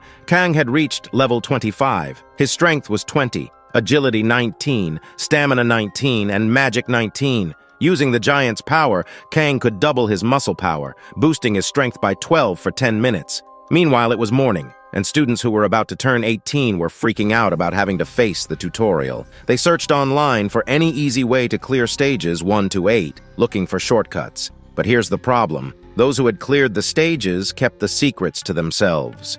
Big organizations didn't want everyone getting strong, so they kept it all under wraps. Then one of the students stumbled upon a unique post titled, "The Secret to Clearing Stage 1 to Stage 8. Curious, they started reading. But soon they were sweating and confused. The post said, if you want to clear stage 1, you've got to use your muscle power and muscle power for stage 2 as well. In fact, there's nothing in the world that can't be solved by power. And if your problem isn't being solved, it means you're not strong enough. The post was full of this kind of stuff. The students quickly declared the post a scam and started joking about it in the comments. Who's this crazy person talking nonsense? They wondered. Meanwhile, Kang saw the negative comments on his post and got furious. He shouted, I've been so generous, giving all these good tips, and these kids don't even appreciate it. Juhi, seeing this, told Kang that his rules only apply to him, and he should stop troubling the poor kids. But Kang, with a thumbs up, said, just wait and see. As soon as he cleared stage 8, but before Kang would finish his sentence,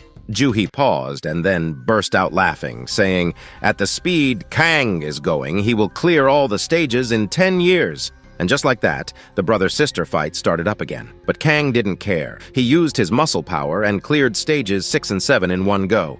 Stage 6 clear reward was a grade B longsword made of black steel. Durability? 500. This longsword was once wielded by a psychopath murderer. After absorbing the aura of thousands of people's blood, it turned black and could only be wielded by a sinister psycho. Stage 7 clear reward? Ronald armor. Also grade B. This was worn by a psychopath warrior in ancient times. Well, it was weird enough that all the reward items he got were used by psychopaths, Kang thought, but his mind was elsewhere. He was thinking about how he needed to somehow complete stage 8 and surprise Juhi. Only then could he use all these items in the real world. Kang opens his eyes and finds himself once again in that same endless white room. The system notifies him, welcome to stage 8, and this time a lovely, seductive voice asks him, what do you believe? Kang doesn't quite get what's being asked, but before he can make sense of it, the white space around him starts cracking. The sky above him shatters, and the ground beneath his feet breaks apart.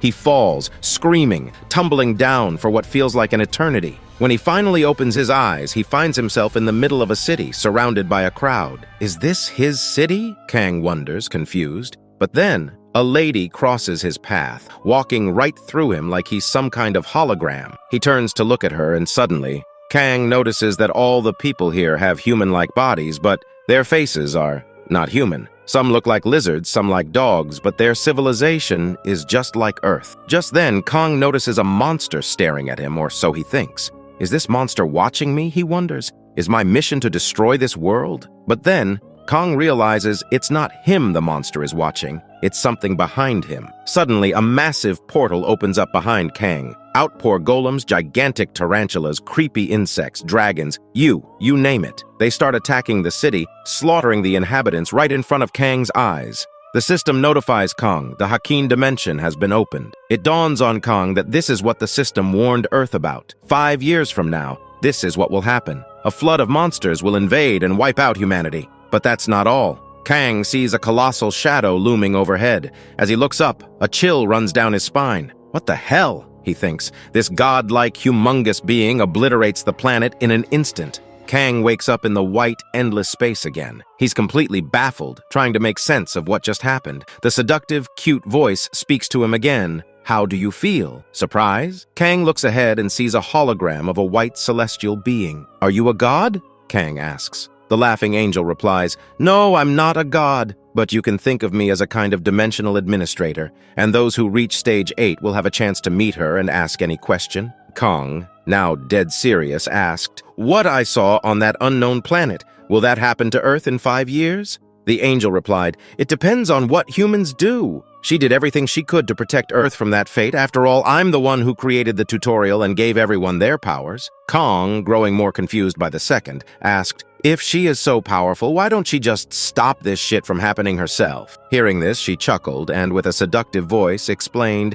she is from a different dimension. She can't just change the laws and save everyone. All she could do was give humanity a chance to survive. Then she continued, out of every one player, Kang, you were the most untalented guy and also the most entertaining. You made me laugh the most. Hearing this, Kang became serious again and was about to ask if she was the one who kept changing the theme of stage 5, but before he could finish his sentence, the angel chuckled, congratulated Kang for clearing stage 8 and said, the tutorial was just the beginning. Suddenly, Kang started to float. He realized she was the one messing with him. But before he could say a word, the floor beneath him vanished, and he began to fall. Furious, Kang raised his hand and screamed his lungs out, cursing the angel. "You son of a—" But before he could finish his sentence, Kang vanished. The angel, with a seductive tone, whispered, "I will be waiting for you." Kang wakes up furious, trying to scream again, cursing that damn angel, but nothing comes out. His face turns beet red. Then he realizes something is stuck in his mouth. He yanks it out, and what does he see?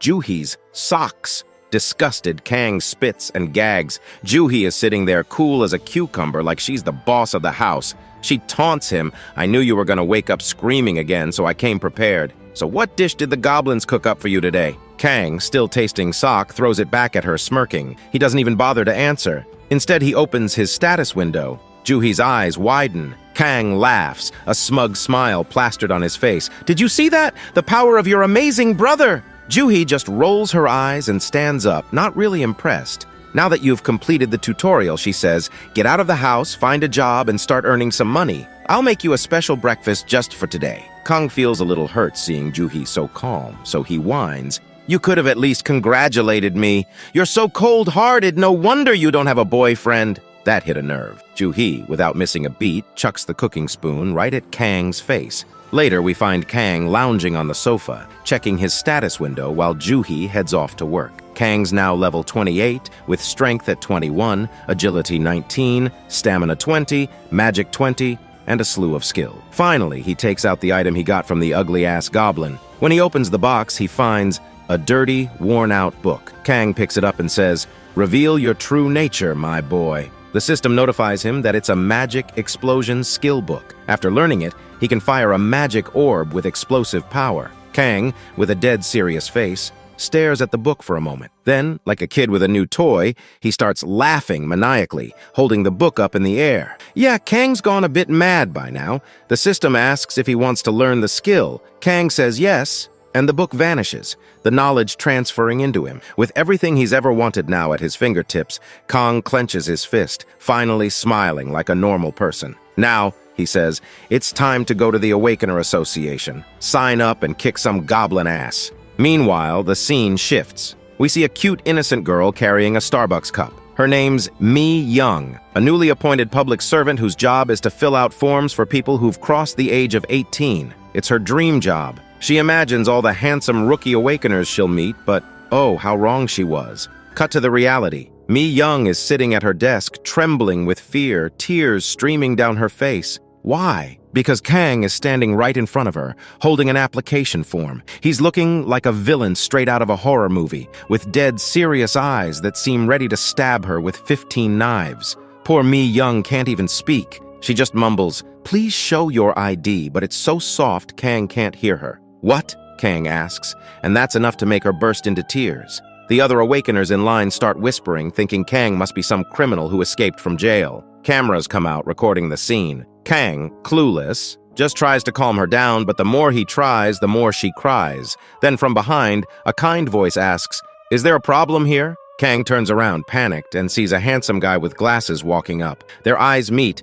and they instantly recognize each other from that ugly goblin fight. Neither says a word, but they both know who the other is. This guy's name is Kim, and he's an instructor here. Kim takes the form from Mi Young and calls Kang aside. He starts questioning him, pointing out how Kang looks completely different from the application form. Kang tries to explain, saying he doesn't really know how it happened. Maybe the tutorial messed with his looks. He even offers to verify it with his fingerprint and DNA. But when Kim realizes that Kang cleared up to stage 5 and is already at level 12, he's shocked. Kang, thinking level 12 and stage 5 were low, wanted to stay low-key, but in reality, barely anyone gets past stage 3, and most people only clear stage 1 or 2. Kang finds himself in a tight situation, so he lies, saying that when the government hadn't yet made laws requiring an awakened ID to raid dungeons, he'd gone on some raids. Kim realizes Kang's hiding something, but doesn't say anything. Instead, he asks, "What exactly is that Men Force strength skill?" Kang explains it increases his muscle power by 2 for 10 minutes,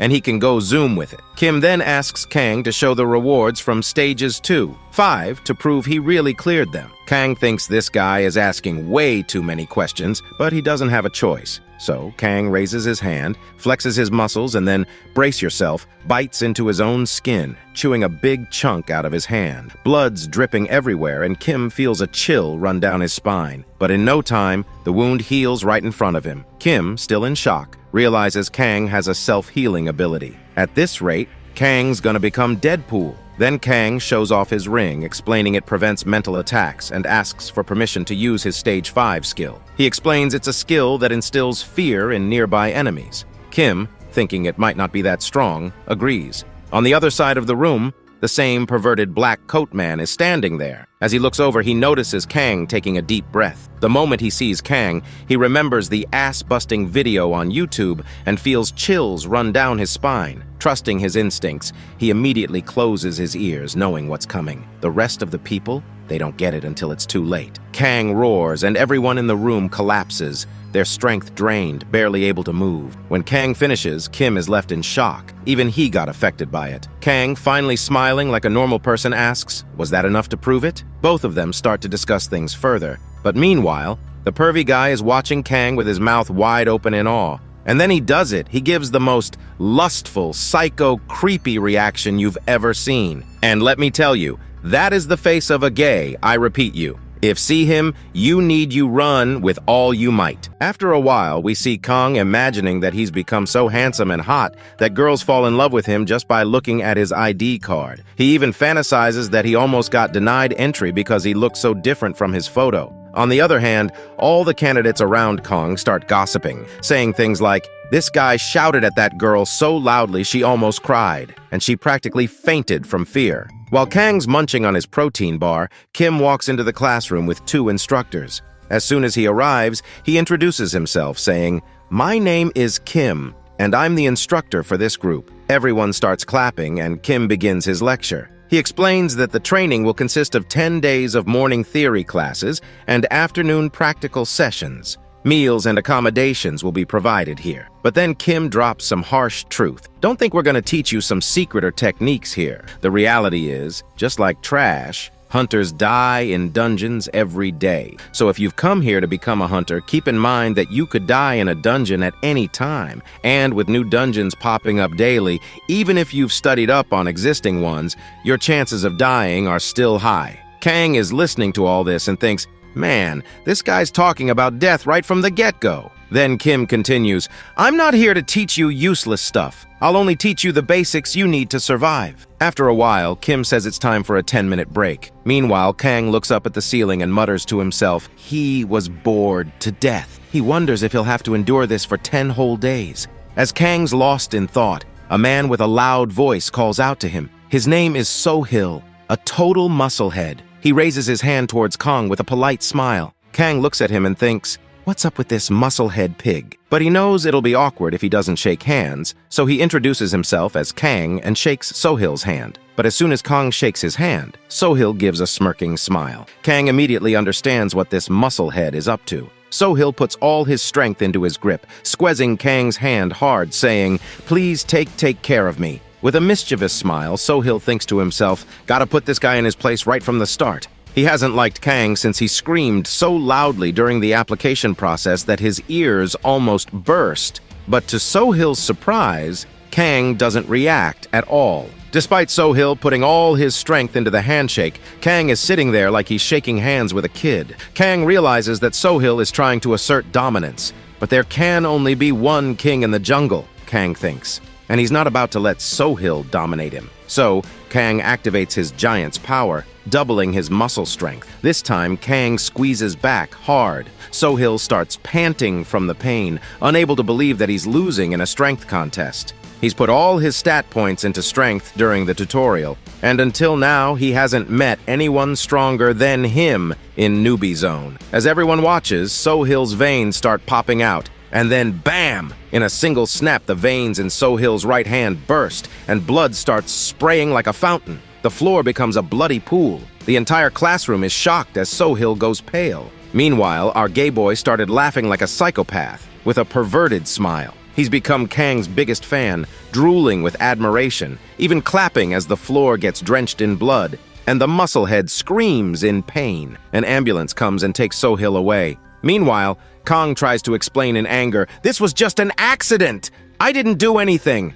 That musclehead pig came over and squeezed his hand so hard that if he hadn't used his strength in self-defense, his veins would have burst. Kang tells Kim if he don't believe him, Kim can check the classroom cameras. Kim, still shocked, asks about Kang's unique ability. Kang explains that it's called Strength of the Strong, which increases his strength by 1.5 times. But Kim is confused. Didn't you say earlier that your unique ability is Strength of the Man Force, which increases your strength by 2 times? Kang tries to cover it up, saying, "I'm not great with numbers. Must have gotten confused." Kim, realizing Kang is hiding something, just sighs. He knows Kang didn't do it on purpose, so he lets it slide and tells Kang to go back to class, but warns him no more commotion. Kang, still angry, sits down and thinks, why can't anyone just let me live in peace? But then, another voice calls out to him. Kang looks up to see the same blonde guy from earlier sitting next to him. "Can I sit here?" the guy asks. Kang, irritated, says,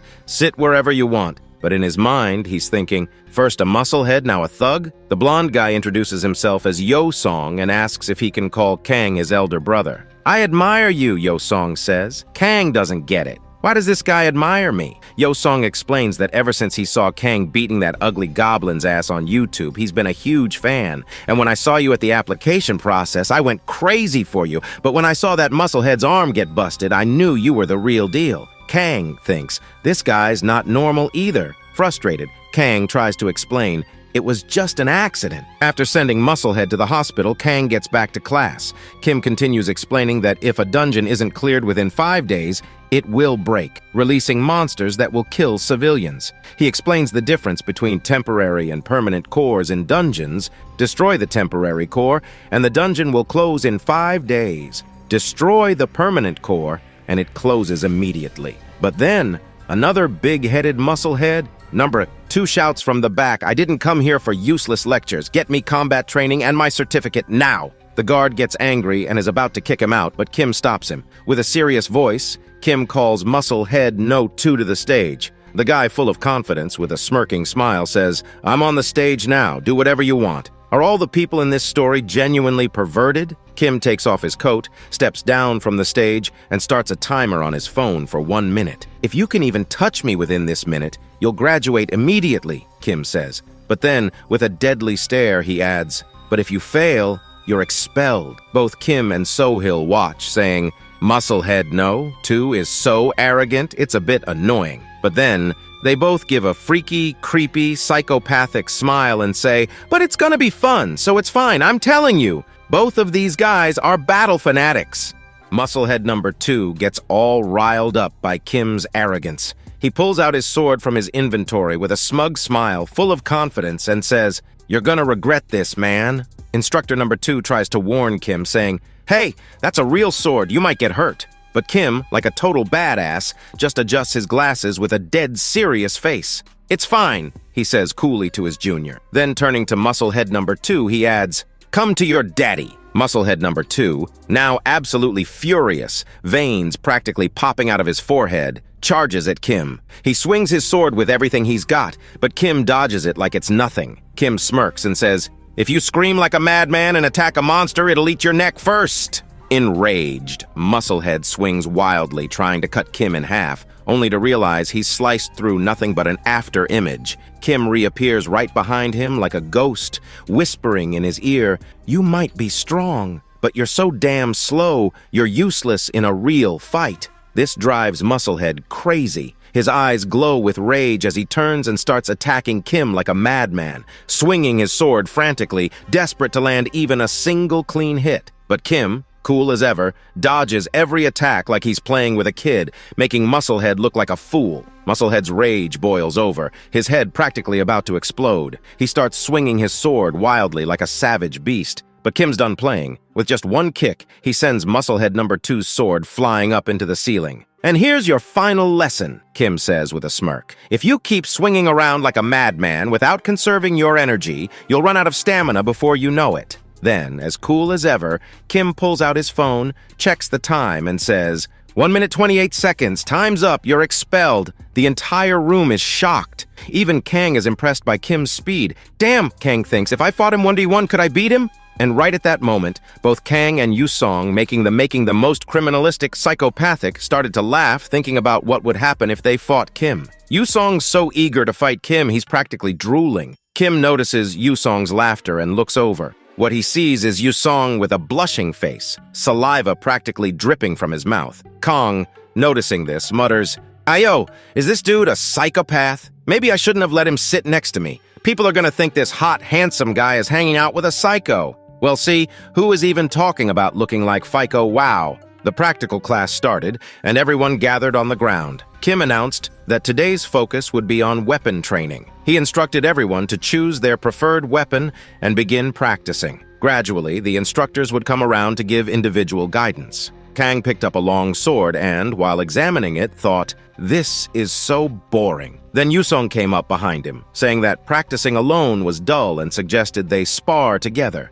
Hearing this, Kang's face lit up with excitement, but just as quickly, Kim shouted from behind that personal sparring was prohibited until day 6. If anyone was caught doing it, they'd be expelled. Hearing this, Kang's excitement vanished, replaced with disappointment. Time passed and everyone was busy practicing. From a distance, Kang sat with his mouth open, watching the others. He thought to himself, all these people are just pussies. Watching them made him sleepy. He decided that instead of just sitting there bored, he might as well swing his sword around. At least it would help build some muscle. So, half-heartedly, he started swinging his sword randomly, using his F-rank sword skill like a bumblebee flitting about. Kim noticed this and watched him for a long time. Eventually, he walked over to Kang and with an arrogant, strict voice said, "Your sword skill is trash. Where did you learn something so terrible? If you go into a dungeon with that, you'll be the first to die." Hearing this, Kang paused and stared at the instructor with deadly eyes. The instructor continued pointing out Kang's shortcomings. Kang, in his mind, imagined grabbing the instructor by the neck and,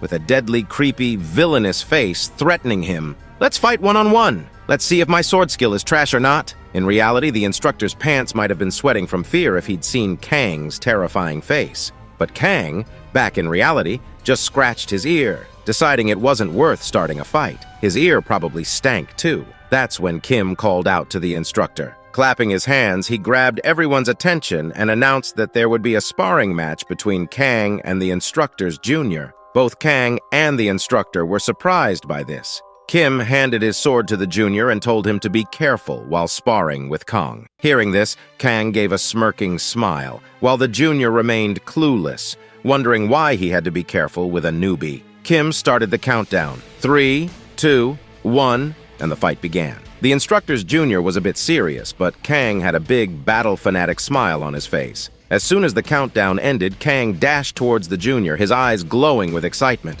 With a single strike, even though Kang didn't use more than 10% of his power, the instructor's sword shook. Kang lifted his sword into the air, and with one strike, he sent the junior's sword flying. The instructor was shocked, and the sword flew into the air, only to fall down next to the junior's head moments later. The entire place went silent, everyone in awe. Kim took this moment to explain to everyone, no matter how bad your sword skill or any other weapon skill is, if you have power, you can defeat your opponent. Hearing this, Kang thought the instructor was praising him. With a proud smile, he started laughing. But Kang didn't understand a damn thing. The instructor was actually making fun of his sword skill. Kim then pushed his junior forward, helped him up, and apologized. Looking at Kang with a dead serious face, Kim told the junior, "I just had to check one thing, and now I've got my answer." Then we see a change. Kang had started keeping a diary. Day 1, a psycho guy named Yusong sat in front of me and kept following me around like a lost puppy. During the training session, an instructor tried to pick a fight with me, and I had to show him his place. Day 2, the whole day was full of boredom. I was just dozing off in theory class, and in the evening during the practical class, no one dared to challenge me after what happened with the instructor. All the instructors were more worried about Yusong as started jiggling his sword with his feet. Day 3, both Yusong and I were knocked out in both classes. And since sparring was prohibited, we started playing pretend sparring without actually clashing our swords. By now, all the instructors were genuinely worried about us. Day 4. I was so bored that I doodled a picture of myself slaughtering a goblin in my diary. During the practical session, I picked up 2 swords and made them fight each other. The instructor didn't know how to handle me. Day 5. I was bored to death. I just wanted one thing: to go home. In the evening, during the training session, I was lying down on the field, arms spread out, sleeping. When the instructor asked what I was doing, I told him I was meditating. Day 6. I officially died from boredom. I started asking Yu-song to cause some trouble. I told him if I stayed in this mental asylum for another day, they'd have to carry my body home on the 7th day. But then Yu-song, with that creepy smile, said, "You don't have to be bored anymore. Today is day 6 and the 1v1 sparring session starts. I'll show you something special this evening. If that special thing is what I think it is, I don't want to see it at all." Evening came and the 1v1 practical class started. Kang in an instant defeated his opponent. Kang came to his place, sat down, and Yu-song congratulated him. But as Kang continued to watch the sparring matches, he felt like he was watching kindergarten kids brawl. He was getting bored again. Then the fight between 2 candidates started. Candidate number 1 screamed and charged with a spear at candidate number 2, who panicked and froze in fear. But before the spear could hit, Kim, like a flash, stopped the spear instantly. The fight ended there, and I thought, time's running out, I need to fight him. Finally, it was Yu-song's turn. He got up slowly, turned around, and said to me, "I'm going out," with that creepy smirk. Kong knew something was about to go down. Yu-song started walking onto the stage, and Kong remembered what he said in the morning, that he'd show him something interesting during sparring. Kong got a little tense and thought, is Yu-song about to cause some trouble? If he is, Instructor Kim better stop him, right? Now, Kim and a girl named Yuri stood facing each other. Yuri was a mage and had brought her personal staff. Kim asked Yu-song if he had any problems, since warriors are at a disadvantage against mages who attack from a distance. Yu-song, with a smile, said he had no problem. Kim noticed the massive thorny mesh weapon Yu-song held and asked why he chose that instead of a sword. Yu-song simply replied, "There's no rule that says you can only use one weapon, right?" Kim didn't pay much attention to it and started the match. With the countdown of 3, 2, 1, the match began. Yuri quickly formed a bunch of magic crystals and launched them at Yu-song. Yu-song swung his mesh, effortlessly shattering all the crystal. The shards fell on Yu-song's face, and with that psychopathic grin, he started laughing. Kong was a little surprised, but he was even more amazed to see magic in real life. Kong always loved mages since he was a kid, but Yuri wasn't amused. She was a genius mage and couldn't believe a warrior could deflect her attack so easily. She poured all her energy into forming a massive magic crystal above her, then hurled it at Yu-song. But Yu-song wasn't focused on the crystal. He looked at her with his left eye, lifted his mesh into the air, and stepped back. With a psychopathic battle maniac laugh, he started spinning his mesh. Kong realized what Yu-song was about to do. He struck the magic crystal missile precisely, spinning it around with brute force, and then redirected it toward Kim. Kim dodged it with a swift step, but Yu-song's real target wasn't Kim. While Kim was distracted, Yu-song dashed toward Yuri. Kim realized what was happening, but it was too late. Yu-song reached Yuri and with a savage blow smashed her face with his mesh. Blood splattered everywhere. Yuri collapsed, her hand lying on the floor, fingers broken, blood streaming from her wounds. She wasn't moving, and Yu-song stood there, drenched in her blood. As he wiped the blood from his face, he flashed that psychopathic, creepy smile and said, "That was damn satisfying."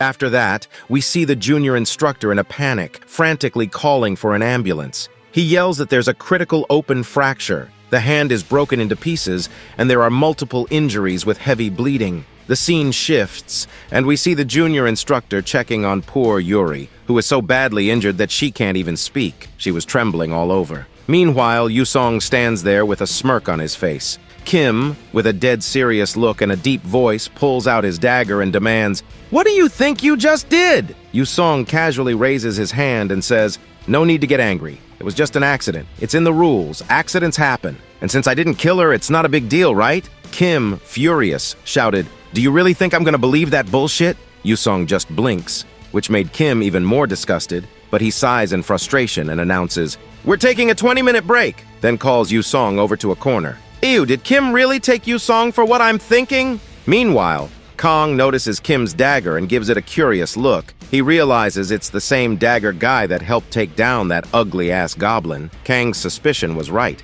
Kim was the one who assisted with the goblin. 2 days pass, and the sparring sessions continue. Kang is bored out of his mind, sitting in his seat, while Yusong, after the incident, is a terror in the ring. Every cadet who comes to fight him either faints out of fear or gives up immediately. By the 8th day, Kang's patience finally snaps. He storms into Kim's office with an excited face and says, "The training session is ending in 2 days. Let's duel with real swords." Kim, already frustrated and dealing with Yusong's antics, just stares at Kang with tired eyes. He finally lowers his head and says, "Yusong's already made my life hell. Please don't make it worse." Kang pauses, then says, "I know you're bored babysitting these kindergarten kids every day. Don't you want a real fight?" Kang, with a chilling dark aura, suddenly appears behind Kim and whispers, "We've met before, haven't we?" The next thing you know, they're in the auditorium, ready to spar with real swords. Kim thanks Kang, saying, "If he hadn't been there, a lot of people would have died." Kang modestly replies,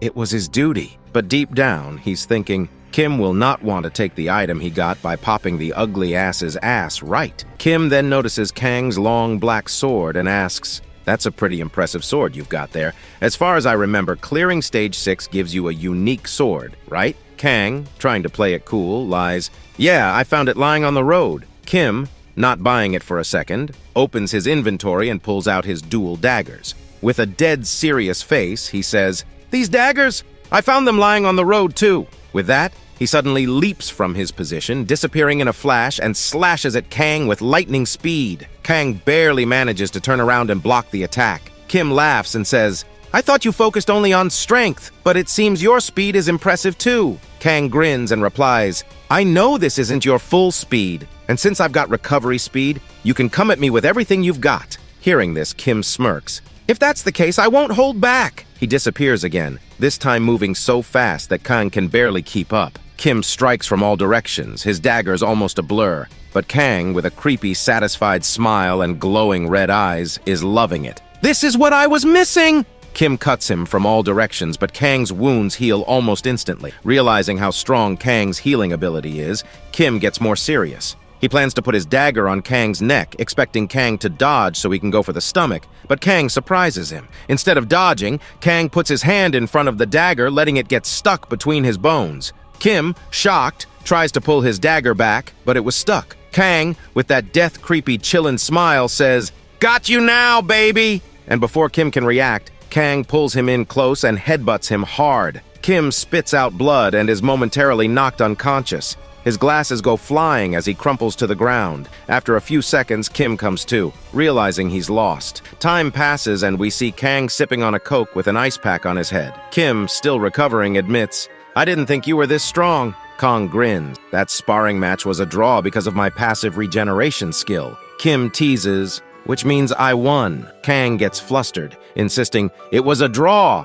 I didn't use my passive skill on purpose." They bicker playfully for a moment before Kim sighs. "Thanks, Kang. I've been so tired of pampering these kids for months. This was the most fun I've had in ages." He then tells Kang to get some rest, reminding him that tomorrow is Dungeon Exploration Day. Meanwhile, outside the academy, a mysterious man in a black hoodie stands by the dungeon entrance. He looks left and right, then vanishes into the shadows as the door opens. The door closes behind him, leaving only the dark, ominous entrance to the dungeon. It's morning and everyone's lined up in front of a dungeon. Kang steps forward and explains, "This place has been designated as an educational dungeon by the Awakener Ability Training School. Welcome to Ephraim Dungeon, Geeka's Forest." He continues, "The monsters here are called Geekas and they're tougher than the usual Ephraim Dungeon monsters. But this place was chosen for training for 2 reasons. First, it's a field-type dungeon, so there won't be any traps or hidden dangers, just monsters.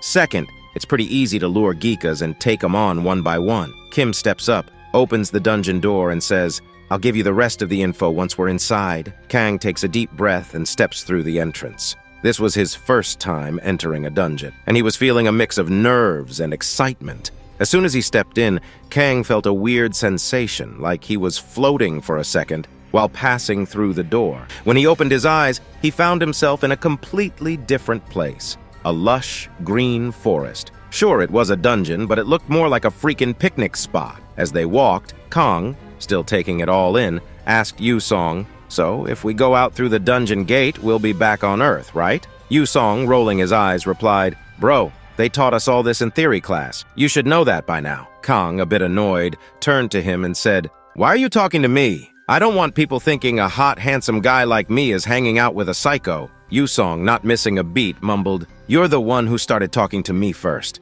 After a bit, Kim gathered everyone in one spot and instructed one of his juniors to go fetch a Geeka monster. As they waited, Kim explained, "Geeka is a bird-type monster. It's a little over 2 meters tall, looks kinda like an ostrich. It's got quick feet and a beak strong enough to break through plated armor. A direct hit from that beak? Well, let's just say it won't be pretty, so stay alert. The standard strategy is to surround it with several people and tie its feet." Before Kim could continue, everyone suddenly received a notification. A message popped up in front of them, stating that the central core of the dungeon had been removed. A portal to the outside had opened, and the dungeon was about to collapse. The ground started shaking, and the sky above them began to crack. Panic spread like wildfire. Everyone was freaked out, thinking if they didn't get out soon, they'd be trapped in the dungeon forever. But Kim, keeping his cool, shouted, "Everyone stay calm! The dungeon doesn't break immediately, we've got at least an hour, so move out in an orderly fashion." Everyone listened, and one by one they started heading out. But nobody knew who the hell destroyed the dungeon's core. Kim couldn't shake the feeling that something was off. A chilling aura hung in the air. And then, just as the last of them were stepping out, the dungeon started shaking violently. Sparks flew from inside, and the fear hit everyone like a ton of bricks. Kim's face paled, but he didn't waste a second. He whipped around, screaming, "Get moving! Send word to HQ for backup! Get all the trainees out of here now!" He shouted, "It's a dungeon break!" But even as he was shouting orders, Kim was putting the pieces together in his head. If the temporary core was removed, the dungeon should have broken in 3 to 4 days. That means someone must have removed the temporary core a few days ago. And just now, someone disguised as a student with us destroyed the permanent core to cause this dungeon break. Then confused Kong came running, clearly confused, asks, "What the hell is going on?" Kim, already on edge, was about to explain, but then shouted, "I taught this in theory class. I don't have time to explain in detail right now. All you need to do is kick some ass." Just as Kim finished, a monster burst out of the dungeon, and without another word, Kim bolted, trusting Kang to handle the situation. But Kang, still trying to make sense of everything, kept shouting after him, "Wait, explain the dungeon break." As Kang turned back around, he saw a swarm of monsters charging straight at him, practically begging to get their asses handed to them. The sight of it made Kang's excitement skyrocket. He could hardly contain himself when suddenly a voice caught his attention. "Include me too, big brother." Kang spun around to see Yu Song dashing in, smashing monsters left and right. It surprised Kang just how much power Yu Song packed. As Yu Song crushed a monster's head, the blood splattered all over his face. With his mouth wide open, saliva drooling, he laughed like a maniac. As expected, crushing it with a mace is really the best. On the other hand, Kong felt disgusted watching Yu Song's crazed expression, thinking, "Damn, this guy is disgusting." But little did he know he made the exact same face when he was smashing goblins. But Kang admits, it's kinda comforting to have a psycho like Yu Song on his side. While Yu Song's absolutely destroying the birds, Kang pulls out his sword from his inventory and dashes in to get some fun too. With ease, he cuts the head off one of the monsters, smiles, and then instantly starts going berserk, taking out the birds at a crazy speed. Yu Song, surprised, watches as Kong tells him, "Cover your ears!" Kang's about to unleash lion's roar, calling the Geeka chicken-headed bastards. All the birds instantly have their stats drop, and their morale takes a nosedive. Kim looks over, and the other students notice that the monsters seem weaker. Kim realizes it must be due to Kang's skill, wondering if it has a debuff effect. He notes that support will soon arrive, and things seem to be going smoother than expected. But there's a problem. Kang then uses Magic Explosion, creating a swirling blue light in his hand that explodes, blowing one of the birds' heads off, but also badly injuring his own hand. He wonders, what kind of shit skill is this? But he's fine thanks to his self-healing. Nobody else could use it other than himself. Yu Song, still surprised, asks, "Did you just use magic?" Kong, with a smirk, says, "It's a skill I acquired a while ago." Yu Song asks if it's from the tutorial, but Kong keeps it mysterious, saying, "It's a secret." Suddenly, they both notice the ground beginning to shake as a giant, red, thick-ass Geeka appears behind the others.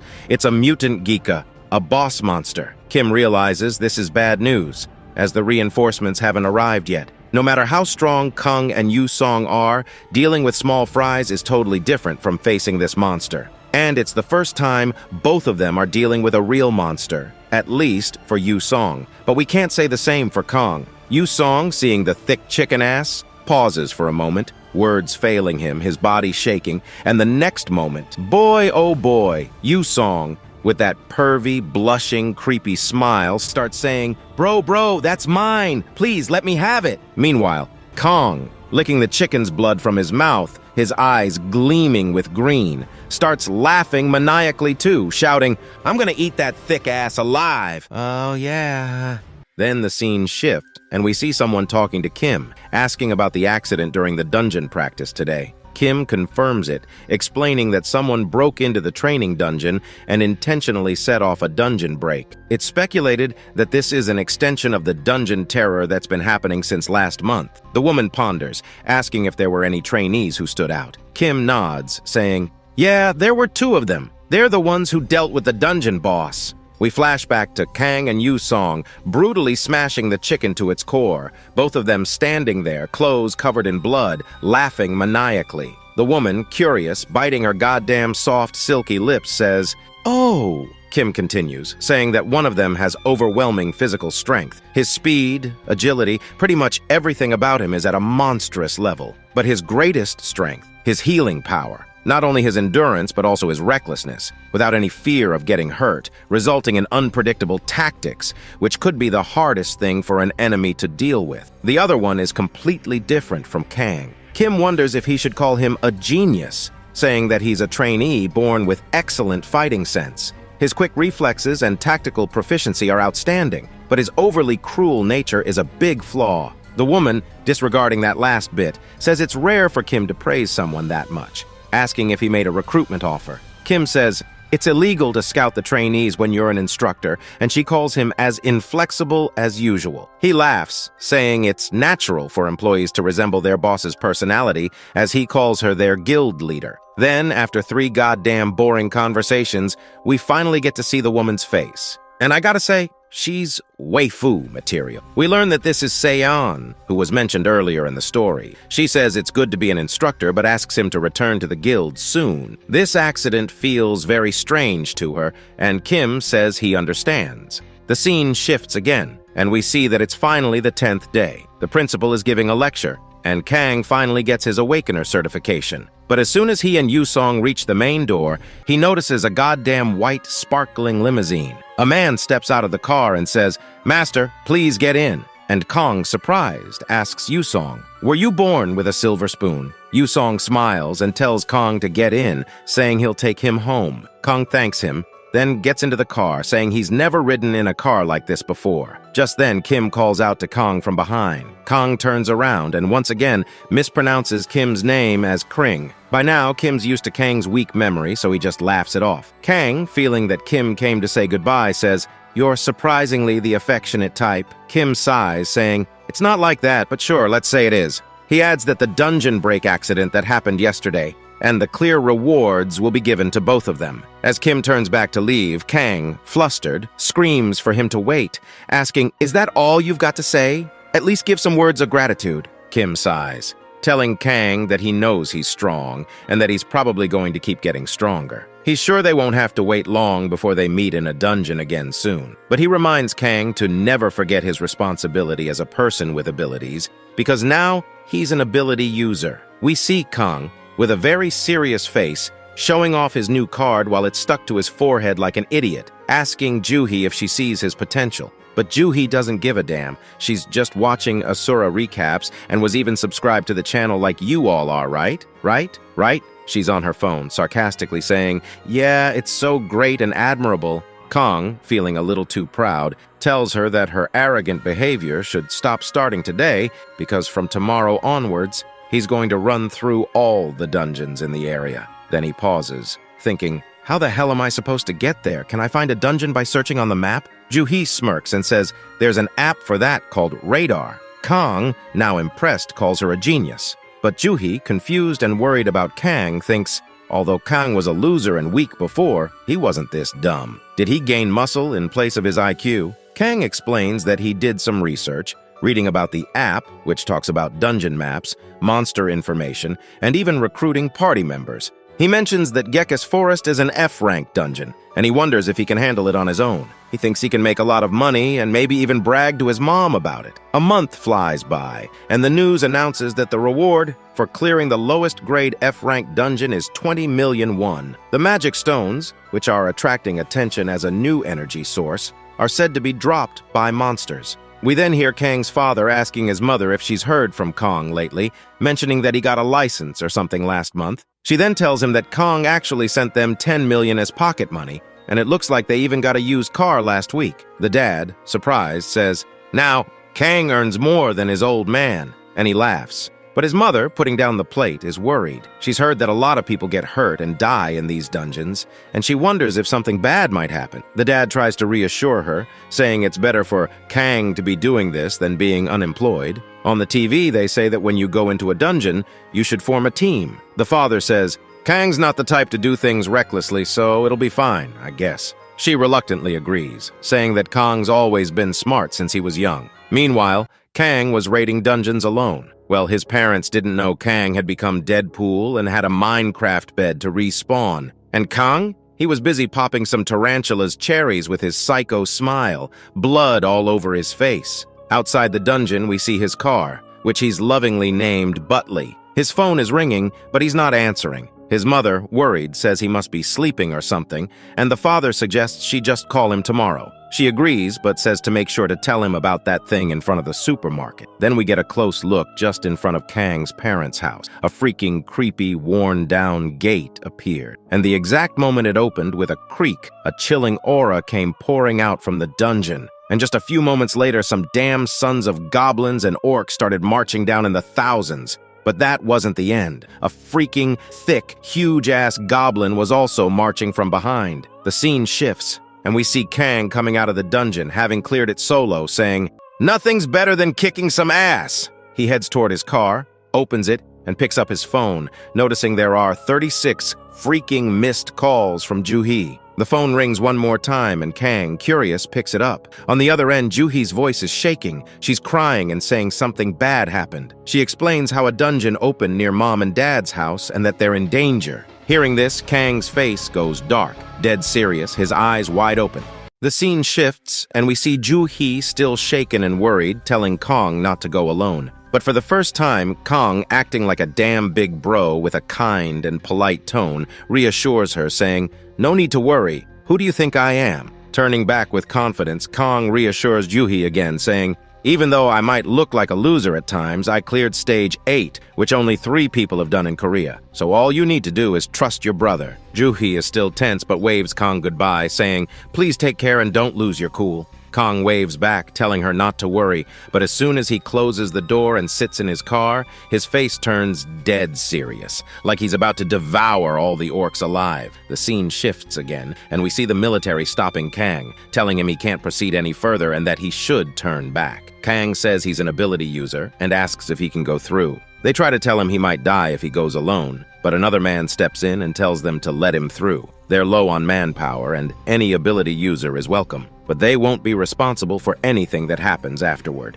Kong understands and thanks them for their hard work. As he moves through the woods, Kang notes that there are at least 5 confirmed dungeon breaks, with an E rank mixed in. He hopes his parents are safe and holding up well, wondering if he'll arrive on time. Just then, a big-ass boar rams into the side of his car, sending him flying off the road and crashing into a nearby tree. As we see the boar's eyes glowing red, there's a brief silence. Then Kang stretches out of the car, crawling out, muttering, "What bad luck! This fucking pig just ruined Butley." He draws his blade, saying he will avenge his beloved comrade. The pig starts to growl at him. Kang looks up, realizing it's actually quite big. Then he hears a screeching sound and glances over to see a big group of green asses running in. They're all goblins, heading straight toward him. Kang wonders if he burned down a goblin country in his past life or something, because just when he thinks he's forgotten about them, they show up and cause trouble. Forget about winning. He doesn't have time to deal with all of them. He starts to run, saying,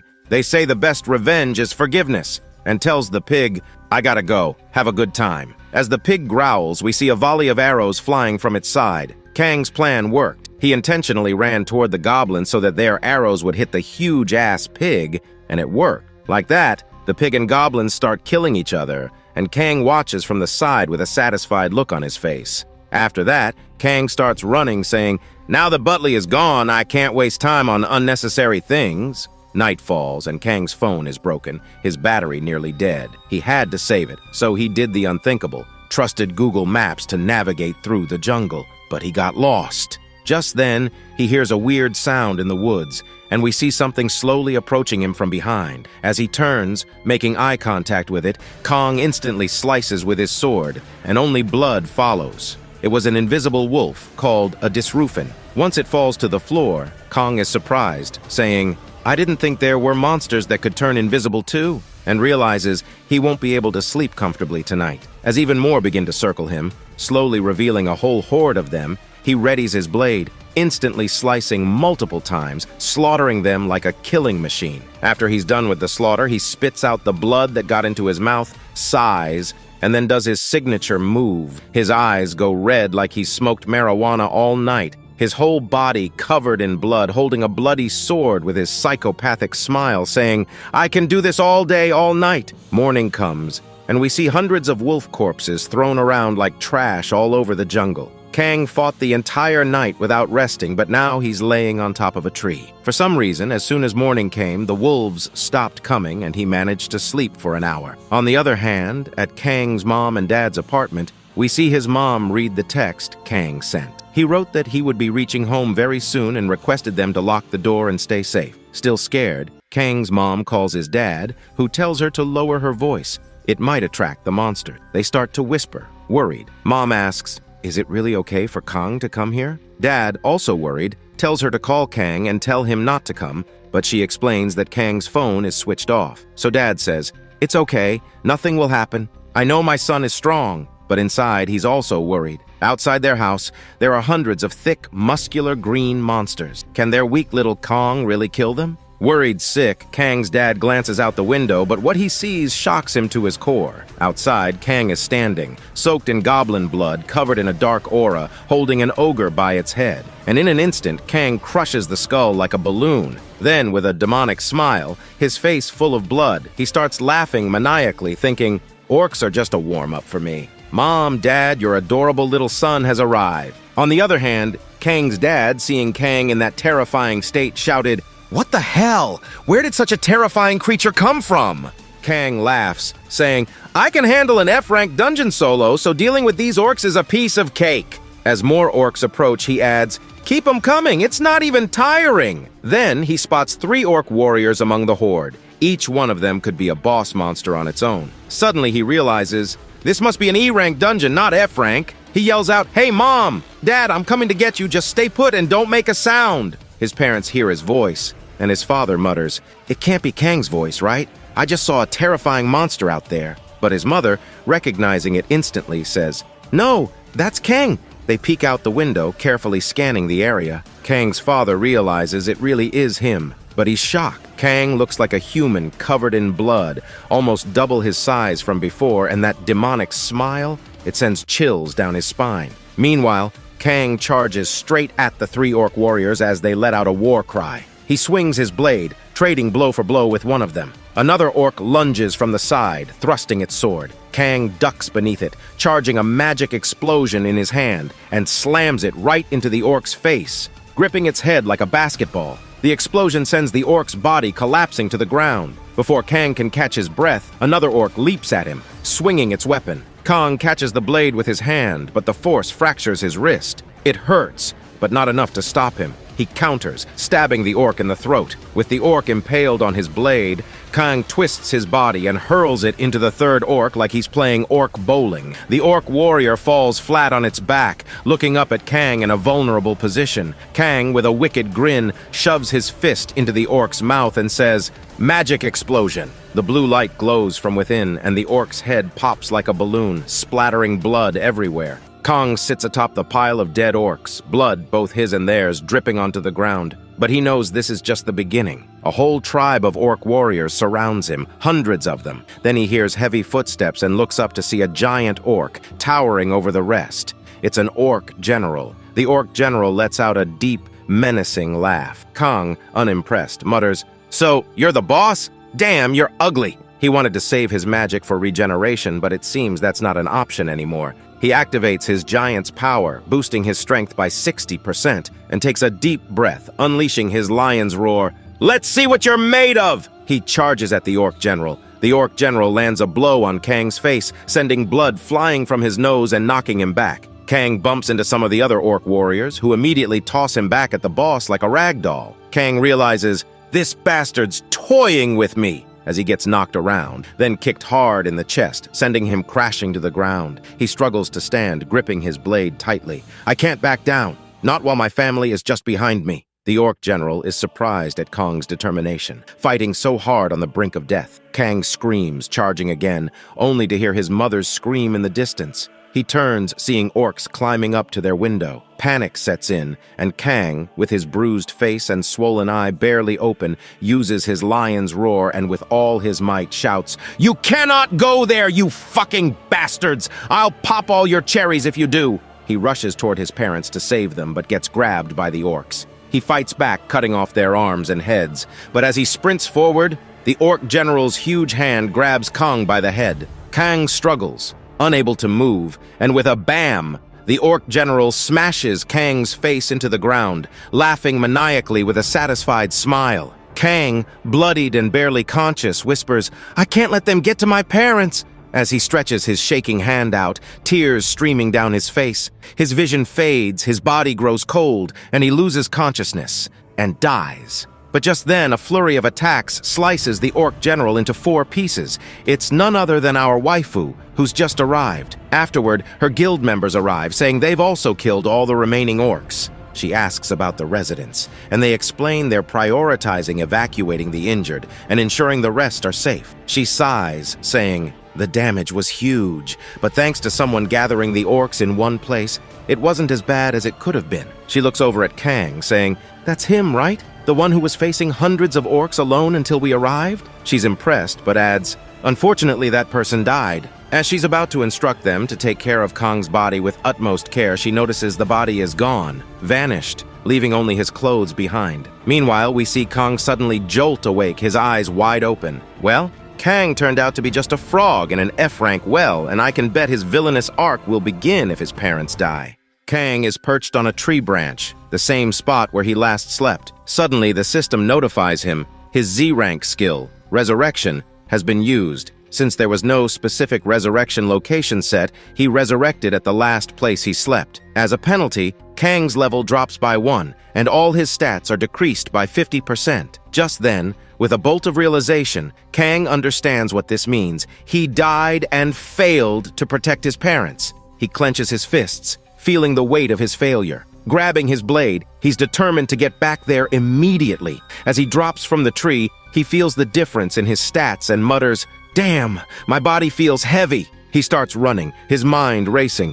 "Please be alive! Please be alive!" He keeps repeating to himself. But as soon as Kong reaches the building, he notices the place is completely deserted, his parents' house included. After wandering all night, he stumbles upon a military unit and borrows a phone from an officer to contact Kim. Only then does he get the devastating news. His father had his arms amputated, and his mother is in a coma. Kong, furious, shatters the phone in his hand. 2 months later, the news reports on the Dogon Guild hunting a boss in the D-rank dungeon, Devil's Anus. They mention that Kyan, the guild leader, also talked about a new C-rank dungeon that recently appeared. Juhi, looking concerned, asks Kong if he's heading to a dungeon again. Without hesitation, but with a hint of sadness still in his voice, Kong says, "Yes." Juhi, worried, says, "You've already died 3 times this week." But Kong, unbothered, tells her he's fine. As he walks away, she tries to tell him it's not his fault his parents ended up like that, but he closes the door and leaves, her concern evident. As Kong descends the stairs,